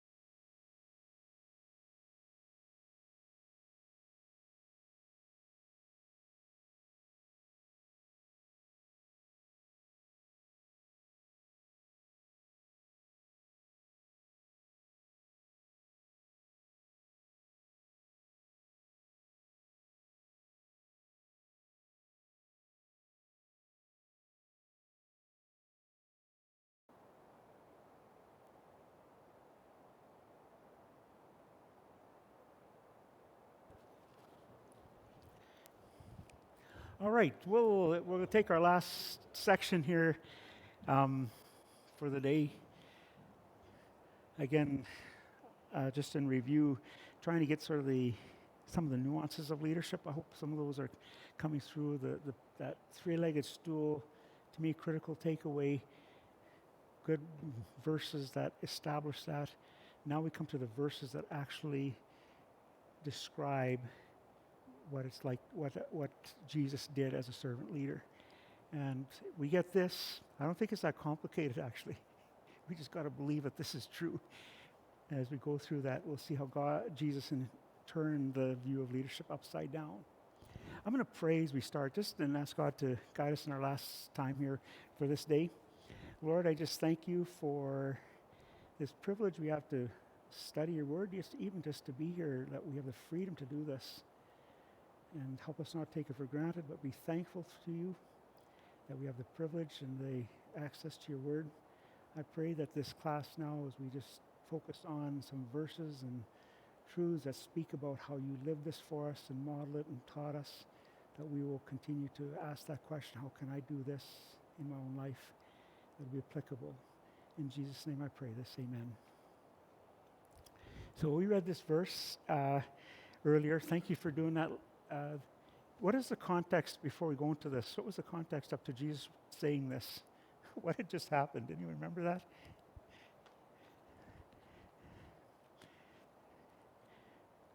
So a mother came wanting her sons to sit on both his right and his left side. He said, you don't know what you're asking. Is it, but it revealed a worldview or a thinking of leadership that they would have been it would have been ingrained in them, this hierarchy of leadership and power and control and status, all those things. And I just don't know why, they must have been shocked when Jesus said, no, you don't do it this way. You don't even know what you're asking. And then we come to this verse here. And maybe, can somebody just read that? Maybe read it off the screen if you want, or from your own Bible. Just read this passage and let's listen to the Word of God speak to us.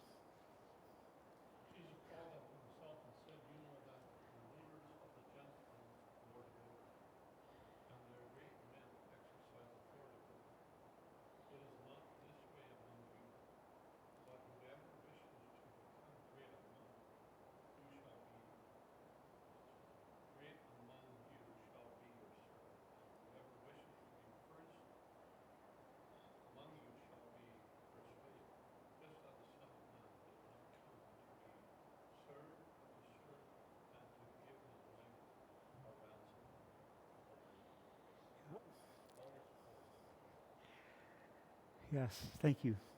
And, in that context, that must have shocked them, because it was completely turning the worldview upside down, that Jesus didn't come here for status.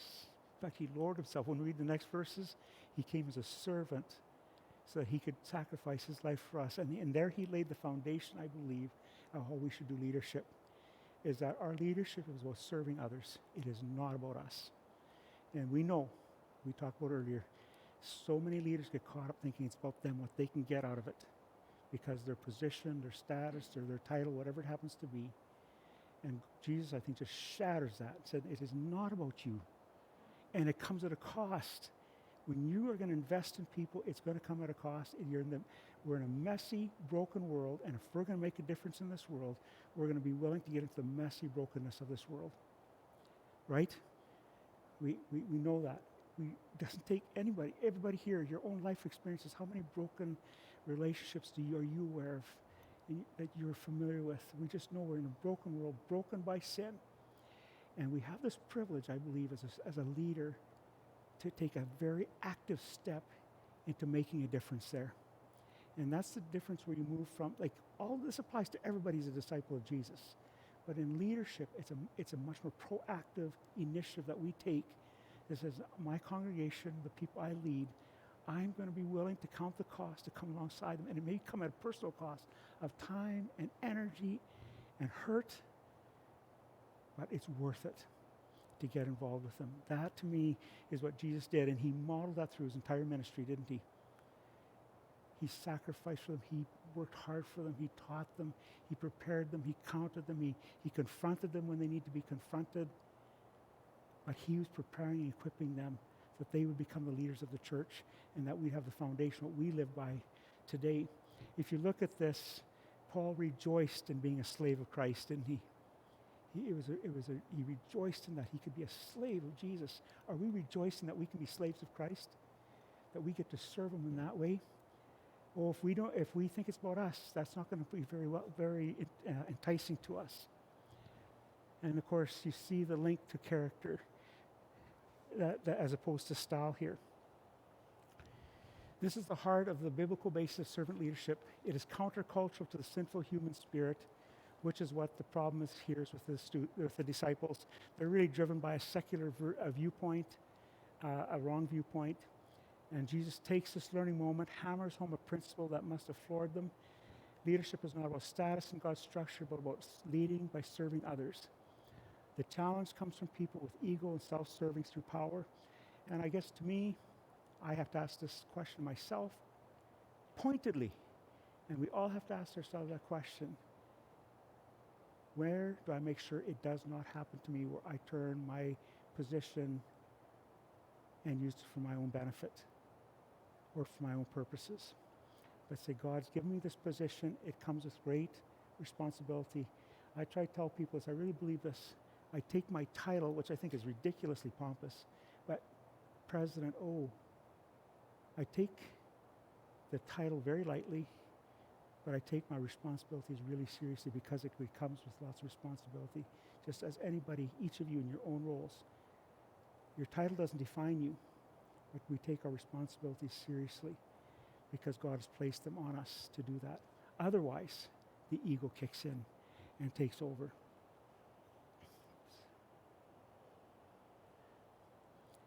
How do we counter this? And I don't know if you want to just kind of brainstorm a little bit this attitude expressed by the disciples, because we know it's everywhere around us. We know we're susceptible to it. What are some ways that you think we could take this on, catch it, and say, God, help me not to be that. Help me to be what honors you. What are your thoughts? Yeah.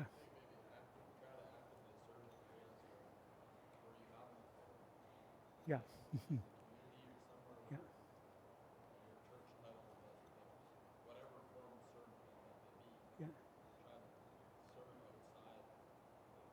Yeah. Yeah. That's absolutely. That's a good example. Yeah.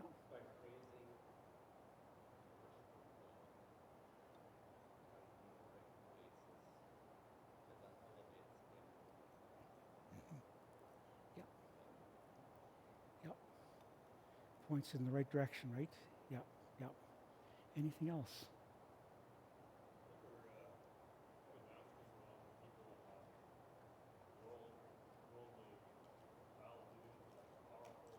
Yeah.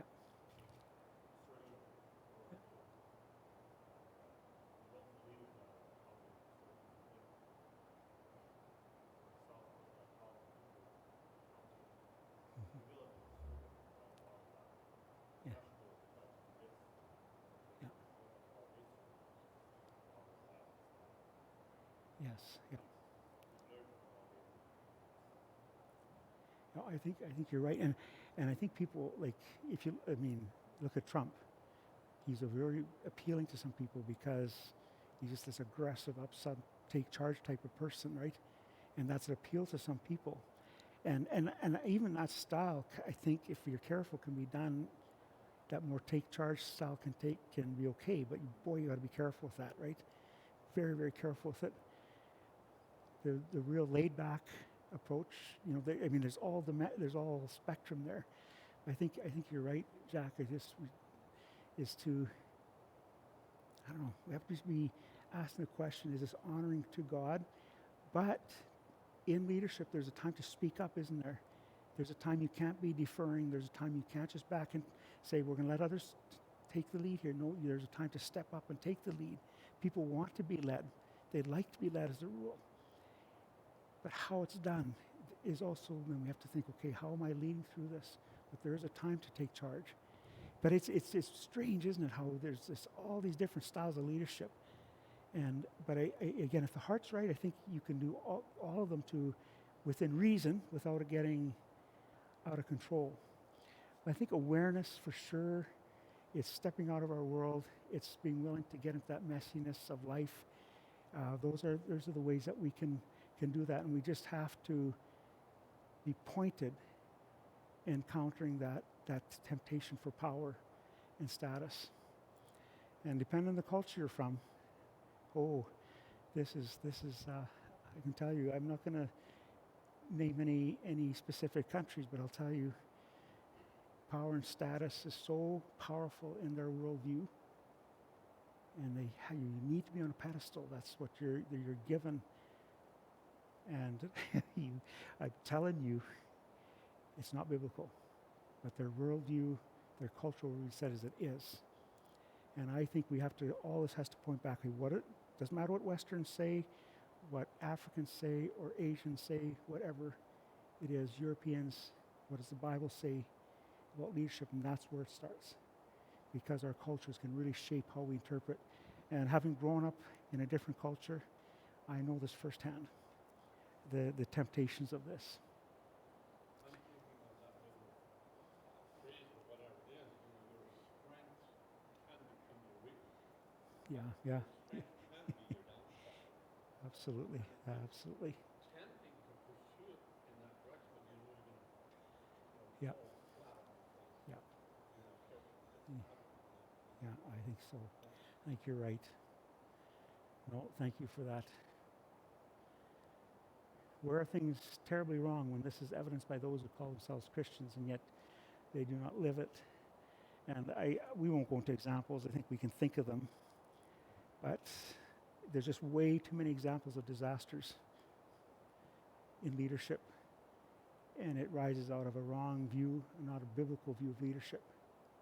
And then what ends up happening is you have either dysfunction or complete loss of any kind of influence, because eventually people get tired of it and will leave it. All right, a little bit of reflection again. Based on our discussion thus far, how much is status, power, and control influencing your leadership today? And again, I don't say that to suggest you have a problem with it. I'm saying that we all have to reflect on this, make sure we got it in a good place. Just take a couple minutes for that.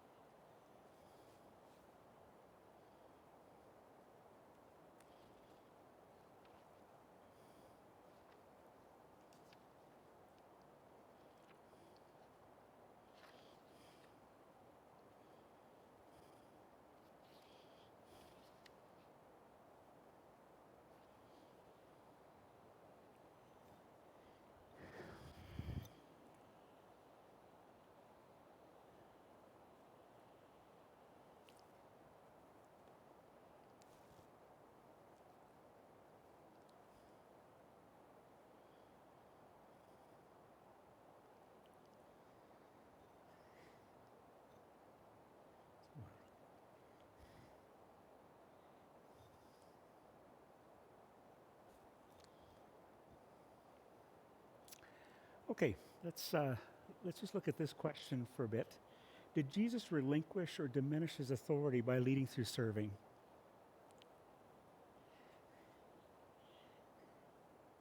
See, this is one of the accusations of servant leadership, that it's weak leadership. Because in your care for people, you will go so far to care for them that you're not willing to actually take sometimes charge when you need to take charge or speak things that need to be spoken. Did he in any way by serving his disciples relinquish that or diminish obviously the authority that he did have?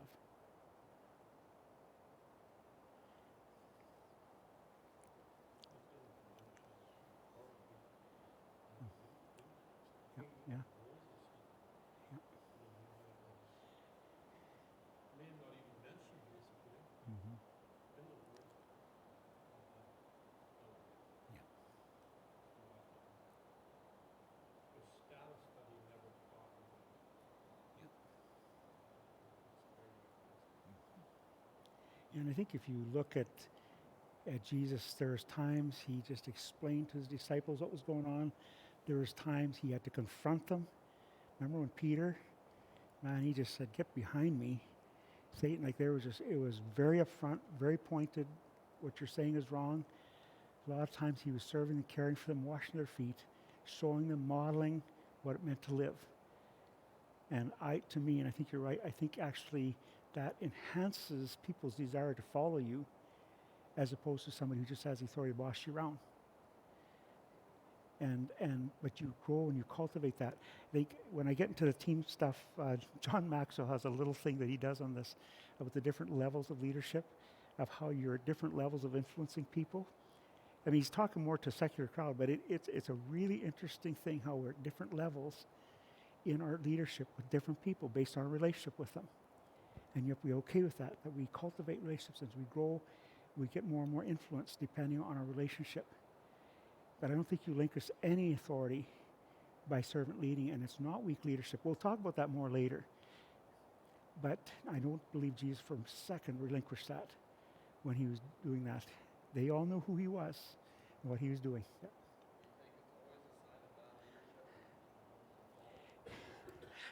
Yeah. Yeah. Yeah. Oh boy, that's a good question. Oh man, I don't know for sure. I have to ponder that one. Because sometimes I think that can actually be the case. If you have a bad leader, and maybe they're off on these three things, and people just aren't prepared to walk them, I think you have to find out where's the source of the problem here, and it can be the leader. Sometimes, though, the leader is right and the others are wrong, because if let's just use a congregation or team or whatever you're leading, are off, and they're wrong. So yeah, I think you have to weigh it really objectively and be sure, but I think it can be on both ends. But I suspect when nobody wants to follow you, you have to ask some pretty hard personal questions about whether something's gone awry here.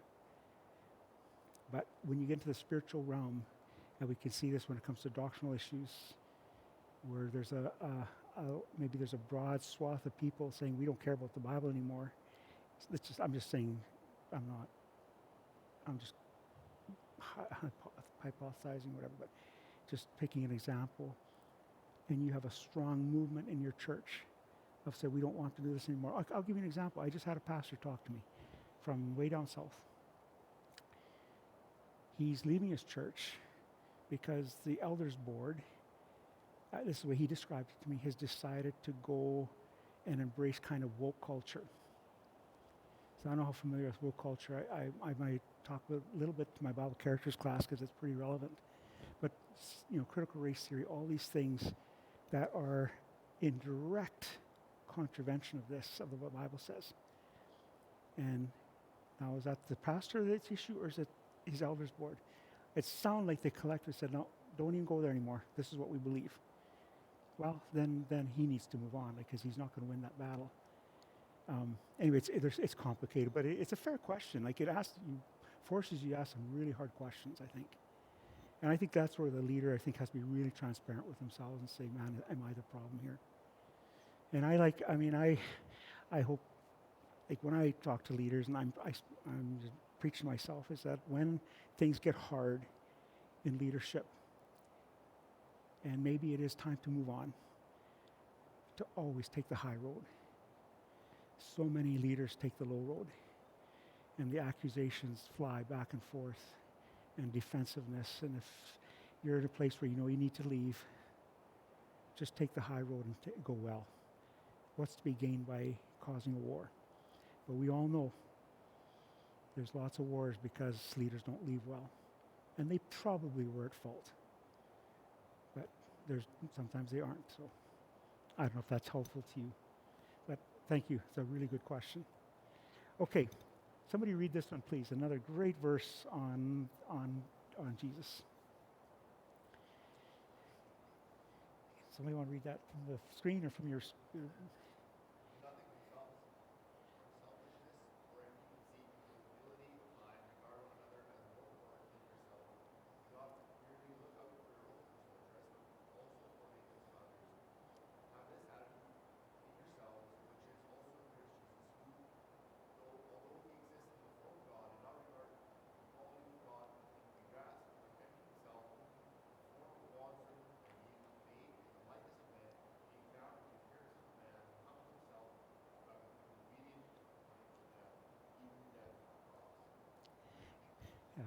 It's just such I think, an amazing verse that shows us Jesus' care for us, his love for us, setting what it's supposed to look like. He humbled himself.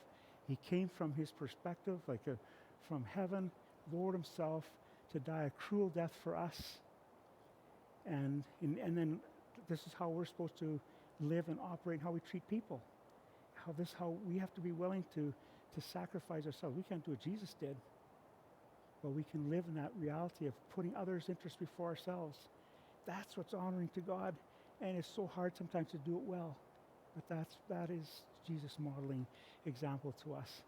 And I mean, if you ponder this verse, it's quite stunning. Why would Jesus do this for us? Why would he do that? And yet he did. And we're sitting here, the beneficiaries of his salvation, his sacrifice. And now he says, I want you to live this for me as my disciples. And he modeled it for us. He lived it, he modeled it for us. Based on the word of God, you only descend into greatness. Isn't that an interesting paradox? That you descend into greatness? Leadership is about others. And one of the things about this paradox, of course, is it doesn't mean, well, let's go to the second verse here. Read this first, and then I'll comment on it. Can somebody read Matthew 23, 11 and 12? Again, another firming of what this means.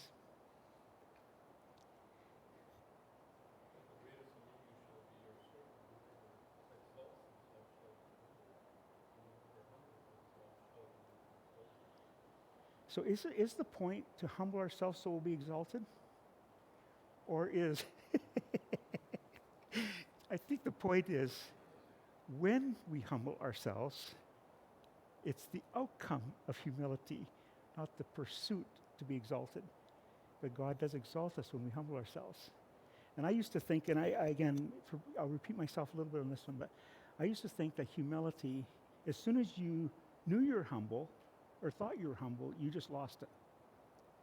You know that book, Humility, and How I Attained It, that book? No. But actually, in Scripture, we're told that you can know if you're humble. You be humble. It says you can know if you're humble. And it's kind of carnage. Well, then right away I'm proud about myself. Actually, that's not true. You know how we can know if we're humble? Is a full realization of the gospel in our lives. So I'm living in the freedom that what God has done for me because of the gospel. And I'm at peace there. That's a state of humility, because now I realize it's not about me. I used to think that it was impossible to have the two, but it's not true. We can humble ourselves. But when we humble ourselves before God, recognize who we are before him, that everything good comes in and through us is what he has done. All good gifts coming from above come to us is because of him. And I'm just at peace with that. That's a state of humility. The minute it switches, man, I'm something. Man, I'm so humble. Oh, I think we just killed it right there. It's not how you say it. It's recognizing our position in Christ. Do you believe that? Does that make sense? I think that's true. I think that's right. And so the strange paradox of this is, we are to humble ourselves, and God will be the one who exalts us. We'll be exalted for him. What greater gift is that he exalts us if we're humble? And maybe people will never see it. but God is pleased with us. I don't think there's a better place to be. I think it's so awesome. There's other verses we could look at. The question, does seeking attention from people externally and hidden pride, where does that fit in? And, I mean, we tend to see the arrogance, the person who walks into the room and thinks they're God's gift to the humanity, strutting around like little roosters. I said, man, those guys are arrogant. Or I should tell you, like, I was watching a soccer game, I think it was English Premier League, and this guy, well-known player, scored a goal. And you know how they go sliding, they're celebrating in the grass, and then he lifts up his shirt, and underneath his shirt is this undershirt that says, as the people are screaming, why is it always me? We were used to that kind of arrogance from sports figures. And we can say, man, that's so arrogant, but I'll tell you what's even more dangerous is that inner pride. It's that inner pride that we don't express outwardly, but it's every bit as deadly. And I think we have to ask ourselves, God, help me to see this for what it really is. So I told you I played soccer, and I was kind of, I don't know where I got it from because I just don't get it, but I did. But my identity kind of was in that I could at least do one thing good, that was play soccer. That was kind of my identity. I wouldn't say anything, I never verbally talked about it outwardly, that wasn't me. And then one day, this was in the mid-'80s, I got my ACL ripped out in a game. And the thing I loved to do was taken from me for good. Now, I could play it later, but not at the same level. Once they figured out how to fix these things, they didn't know how to fix ACLs at that point. And after about 3 years upon me, I realized that God had done me a great service. And he'd revealed in me a heart of pride and my identity that was off, that was not honored to him. It was based on a gain, and what he wanted me was to honor him. And he took something from me that I need to learn. He deals with everybody separately. But I look back as a pivotal moment, that inner pride that people would not have known was in me. But the light went on finally. I'm a slow learner. And I realized God's teaching me something about inner pride. So we can talk about external pride, which is more obvious. We see it often. But we have to also ask the question, where's my inner pride at? And I'm willing to confront it and realize, man, honestly, that was just arrogance and pride. Maybe nobody else knows it, but I know who does. God does. And when we clean that up, we free ourselves of this bondage that it puts us into when we're in sin. I like this example from Mark Twain. To refuse awards is another way of accepting them with more noise than usual. Oh, Mark Twain, the old agnostic, but he had some good sayings. Isn't that true? We say, oh, don't say anything. But actually, we're just saying it so we get, at the end, it's even louder than, I don't know, let's be careful with it. The point is not to humble yourself to be exalted, but exalted is the outcome of godly humility. When Peter says here, what does he say about humility? What is our responsibility? The idea that once we know we are humble, we no longer are is false. A true understanding of the gospel will make this abundantly clear. I love this quote. It's amazing how much could be accomplished if no one cared who got the credit. The only thing that really matters is that God gets the glory and credit. And have you ever experienced that? Somebody got credit for something you did? It kind of bites at you a little bit. Man, I had a big part in that. Nobody noticed that. And then you ask the question, does it actually matter? In God's economy and God's work, does it actually matter that you didn't get the credit? It actually does not matter at all. It doesn't matter. And I've thought of this myself. Well, you're starting to feel, why aren't they noticing what I did there? Oh, stop it a second. Who actually does this? It's God who does it anyway. And I just give you a little part of the story. If somebody else gets the credit, it doesn't matter. It's so freeing. I absolutely believe it's so freeing when we say, God, when I'm starting to feel that twinge of envy, or hey, come on, why aren't you noticing me? Kill it right there. Say, God, are you pleased? That's all that matters, because in glory, in heaven, in pleasing God, that's all that matters. Because I think we're all confronted with that. People getting credit for things we did.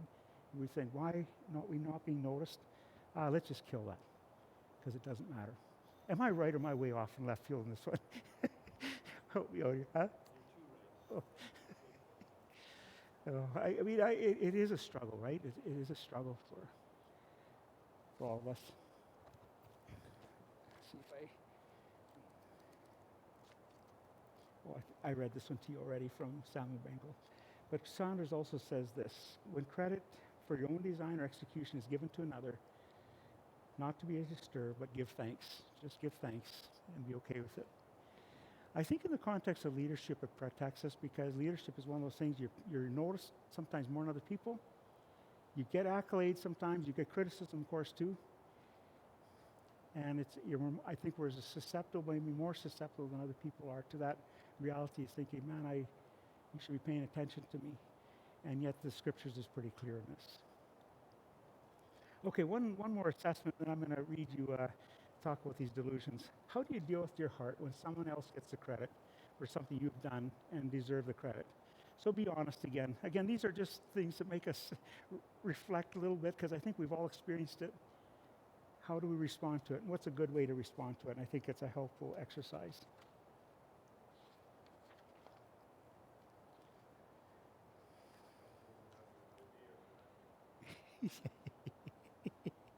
Yes. Oh boy. Oh, that's so right.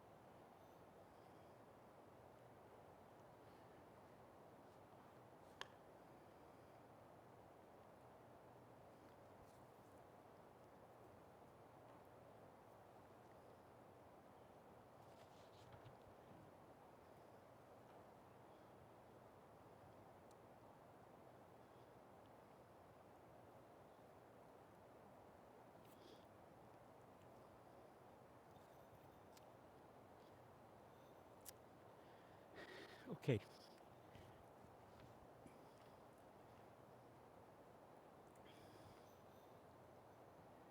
I'm going to look at these with you and then we'll start to wrap this up for today.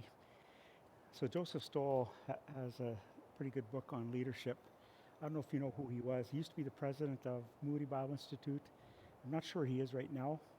I've heard him speak like I just saw a DVD once of him speaking. He has some really good things to say. But in this one, I think he hits the nail on the head on delusions of how that we have about leadership and what success is, Western success. And I remember listening to a pastor talking here. I was watching a message that he was preaching to college students, and he just called a lot of them out and says, "You guys, some of you should not be here. You're here for the wrong motives." And he said, "Because you want to be known, some little lady told you you're going to be the next Billy Graham, and you actually believed it, and you're not. But you're here because you want Western success, of what Westerners defines Western success." And he said, "I fear," this was sort of the words he used, he says, "that God will grant you Western success and damn you to hell, because your motives were how you define success." In our Western culture, and it's not just Western culture, by the way, I think this is a worldwide human condition, pretty noticeable here, but let me read these delusions. So these are false ways of thinking. So number one delusion he talks about here is outcomes are the primary measure of success. So he says this: the more a person accomplishes, the better the chances are they will be hailed as a great leader. Leadership books support this delusion by touting the priority of setting goals and objectives and then providing leaders with 10 motivational tactics to get those who work for them to accomplish these goals with little or no reference to the importance of the character of the leader. It is easy for a leader to follow the advice and generate admirable outcomes with little thought of caring for who they are at the core, how they have led, or celebrating the minions in the hold of the ship or pulling the oars of the enterprise. So I think we have to be really, really careful with this one, that outcomes predict or are the primary measurement of success. I think we have to be really careful with that. I think there's some truth to it at times. You know, if a church is growing, that it's an evidence of God's blessing and guidance. And that, but sometimes success is diminishing returns because of faithfully preaching the gospel, and you actually see the opposite happen. And we've defined that outcomes be the major measure. We'll be really careful with that. I do not believe that's true. There's elements of it that, like you said there, sometimes a person can do these things, have great outcomes, and in the end, their character doesn't add up. But God, because He's God, gives increase because He does. It's not because of them. Does that make sense? Do you understand how dangerous this can be if we're not careful? This delusion that how we measure success. See, to me, some of the heroes, if you look at the Canadian setting, some of the heroes are I know pastors who've labored for years in a little town, seen because of transiency. Their church doesn't change in size. If anything goes down, but they faithfully preach the word, they care for their flock. By most measurements, they will be considered a failure. I don't think they're a failure. I think they're faithfully doing where God's called them to, where they're set. Some people see great returns, see their churches expand, but they're honoring God. That's because God is honoring that too. Let's just really be careful we don't measure it by those outcomes. I think we're in danger of falling into, well, it is a delusion. Another one, it's sort of the same thing, but great outcomes affirm God's approval. Now let's pay attention to that one.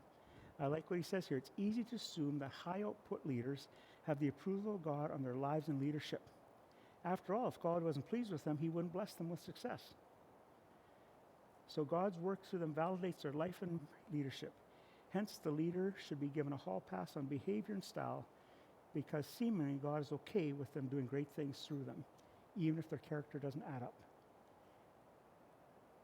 So we have to be careful because God actually can sometimes give great outcomes to people who are not walking with Him because He's God. And they like to think it's become of them. More serious than this faulty perception that others may have about leaders is that leaders themselves can be tempted to feel that the way they lead or who they are to lead or who they are as they lead is affirmed by the fact that God is using them. Which means if outcomes are in place, then they can be comfortable with who they are regardless of their flaws and faults. I recall talking to a highly acclaimed leader about an aspect of his life that had come into question. He dismissed my concern by responding that his ministry and preaching had never been more effective. He was under the delusion that God's positive work through him affirmed that God was pleased with him and his life. Actually, it's possible his success may have had nothing to do with God's approval, but rather a reflection of God's amazing patience and His unending passion to bless His people in spite of the leader's behavior. Boy, does that give perspective, eh? Boy, we have to be so careful because we fall into these traps. We be careful. And the last one is this. The size of the enterprise validates the success of the leader. So if you're big, I mean, I'll tell you, you look at some of these mega churches, and I think Bill Hybels actually acknowledged this. You know, the whole Willow Church stuff, and off the record, maybe, but I just think people were seeing this as the way to get success in big churches. And it just puzzled me that there's a formula to big churches. Anyway, I don't think that's right. But of his own admission, after 20 years, he said, you know, after 20 years, we realized we were not making disciples. They had a seeker-friendly setting, but they weren't making disciples. It didn't produce disciples. He had the courage to say that. So you can have big churches, use all kinds of things to get them in. They're basically big social clubs. But if you're not making disciples, who cares? Because you can do that. You can bring people in that kind. But if you're making disciples, that to me is the measure of success. You can see as you watch your congregant, or we watch our students. So Miller's growing a little bit. Who cares if we're not making disciples? If we look at our students and they're not growing, I don't care if we're full or not. We're missing the mark. Anyway, here he says this. Recently, I was being interviewed over lunch by a denominational leader about leadership, its place and importance in ministry. The conversation followed all the usual rabbit trails and the ins and outs of leadership, but it was his last question about leadership that gave me pause. He said, "Who do you admire as a leader?" My hesitation must have been a surprise to him. I began thinking about the leaders I personally know. Initially, everyone on my first list were the highly successful. They all had broad name recognition, had built sizable enterprises, but as I thought it through, I wasn't so sure that some of them were admirable in terms of being known for outstanding character. My mind then shifted to other leaders who were off the radar in terms of being a highly acclaimed leader. These are leaders whom I have known and watched, who, though unknown and unlikely, were leading with strong character in ways that glorified God and blessed the flock. And then he says this past Easter, Marty, I think is his wife, and I attended a small church in rural Michigan. The pastor has served there for the last 18 years. I watched the pastor relate to the people and marveled at the connectivity, love, and pastoral concern that he demonstrated. According to friends who attend his church, his life and loving leadership of the flock have given not only a platform of influence with people, but also a place of influence in the community at large. His leadership style makes Jesus and Christianity an attractive reality. Leaders like this inspire me. I admire them. With little or no recognition, they bloom for Jesus where they are planted. I'm confident that their outcomes will be some of heaven's great stories. See, I think that's what we should be striving for. Big or small, but are we being faithful to what God's called us to do? And recognize the size doesn't determine the success necessarily, but rather are we truly doing what God's called us to do? And if some people are blessed with large churches, that's awesome, because it's to God's glory. And if someone's small, but they're faithfully doing what God called to do, they're also being a success in God's world. So isn't that cool? I think we need to be guarding this in leadership. I think this is one of the things that drags us down if we're not careful, and they trap us into false thinking. And again, I don't know how you can counter all this by returning to the gospel and recognize who does the work. God does the work. He's the one that changes lives. We are his instruments.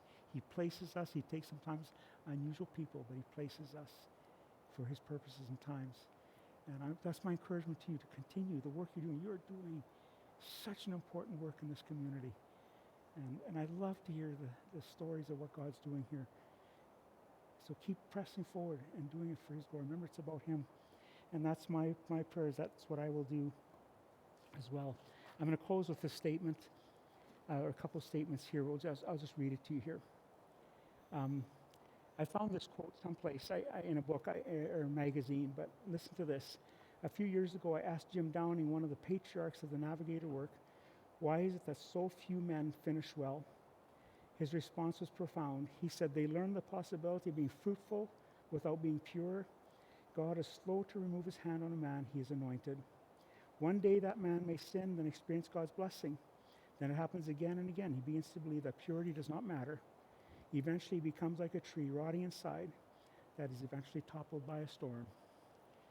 And one of the things, and I'll be talking about my Bible characters classes, but and expand this, is how we don't guard the little things in our hearts. From the example of Solomon, little things that were off started to grow until it destroyed him. We just have to take righteousness seriously. We have to take it seriously. And we're in a good and a safe place when we're there. When we take it seriously, we want to please God genuinely, and then we correct those things that get off, because we do. We can wander so easy. We're prone, right, to wander, and we ask God to hold us there. I believe these are they're so foundational things thinking to us as leaders, and I hope this is beneficial to you. This will be the last thing before we close for the day. I think you've had enough I think you're at your capacity, at least from my sense of it. I hope I'm not quitting too quickly, but I'll read this. Jesus imparted to the disciples this unbreakable law of the kingdom on a number of occasions, the biblical principle of humility before honor, Service before status, suffering before glory, a cross before a crown is given special prominence in the New Covenant community where all brothers and the coming King is first a suffering servant. Disciples must view themselves as entirely the products of grace and so serve. That's us, right? Out of an overwhelming sense of gratitude, a servant king who does the unthinkable waits upon them and washes their feet. So, any thoughts? Does this make sense? Is this encouraging to you? I hope this is encouraging to you. I've taught this lots, and I just need to keep doing this over and over and over because I know where my heart will want to bend. And I just need to come back to these foundational truths and live in the freedom of that. Because I know when I live in this place, and I know you do too, you're in a great space with the Lord. And it really makes you in a place of being a productive, useful vessel for Jesus, however that looks. Some it's, you don't notice it much. Next one, it's more visible, doesn't matter. It's our faithfulness to the Lord that matters. And that we take our walk with Him seriously. And as we start to think of maybe some of the application of principles, how we can do that. But if we don't have this, I think we're in bad shape. Any thoughts or closing thoughts?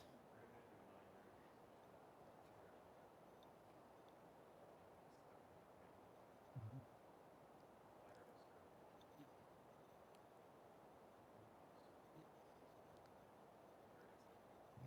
Thank you. Anyone else? Any other thoughts before we close? I was thinking of James chapter 1, verse 10. Let the low brother glory in his exaltation, but the rich in his humiliation, because of the power and the fear of the gospel. Yeah. I mean, it's an attitude of lowliness. Mm-hmm. And it goes against our grain nature. Yeah. But Sir Paul says, I've beaten the body of subjection. So Mm-hmm. we have that humble good heart. Yeah. Very good. Thank you. Am I quitting too soon? I can keep going here, but I kind of sense for a morning you're okay. So this is kind of was my goal to get here today, and I'm glad to continue on. But if you're good to wrap it up, then let's call it a day. You're good? Okay. Thank you so much for your interaction. I just really appreciate it. Again, if you want one of these books, make sure you help yourself to one, and you will not regret reading that book if you get a chance to do that. So that's it. See you tomorrow morning. Thank you. And then maybe tonight, or maybe some of you come tonight. So.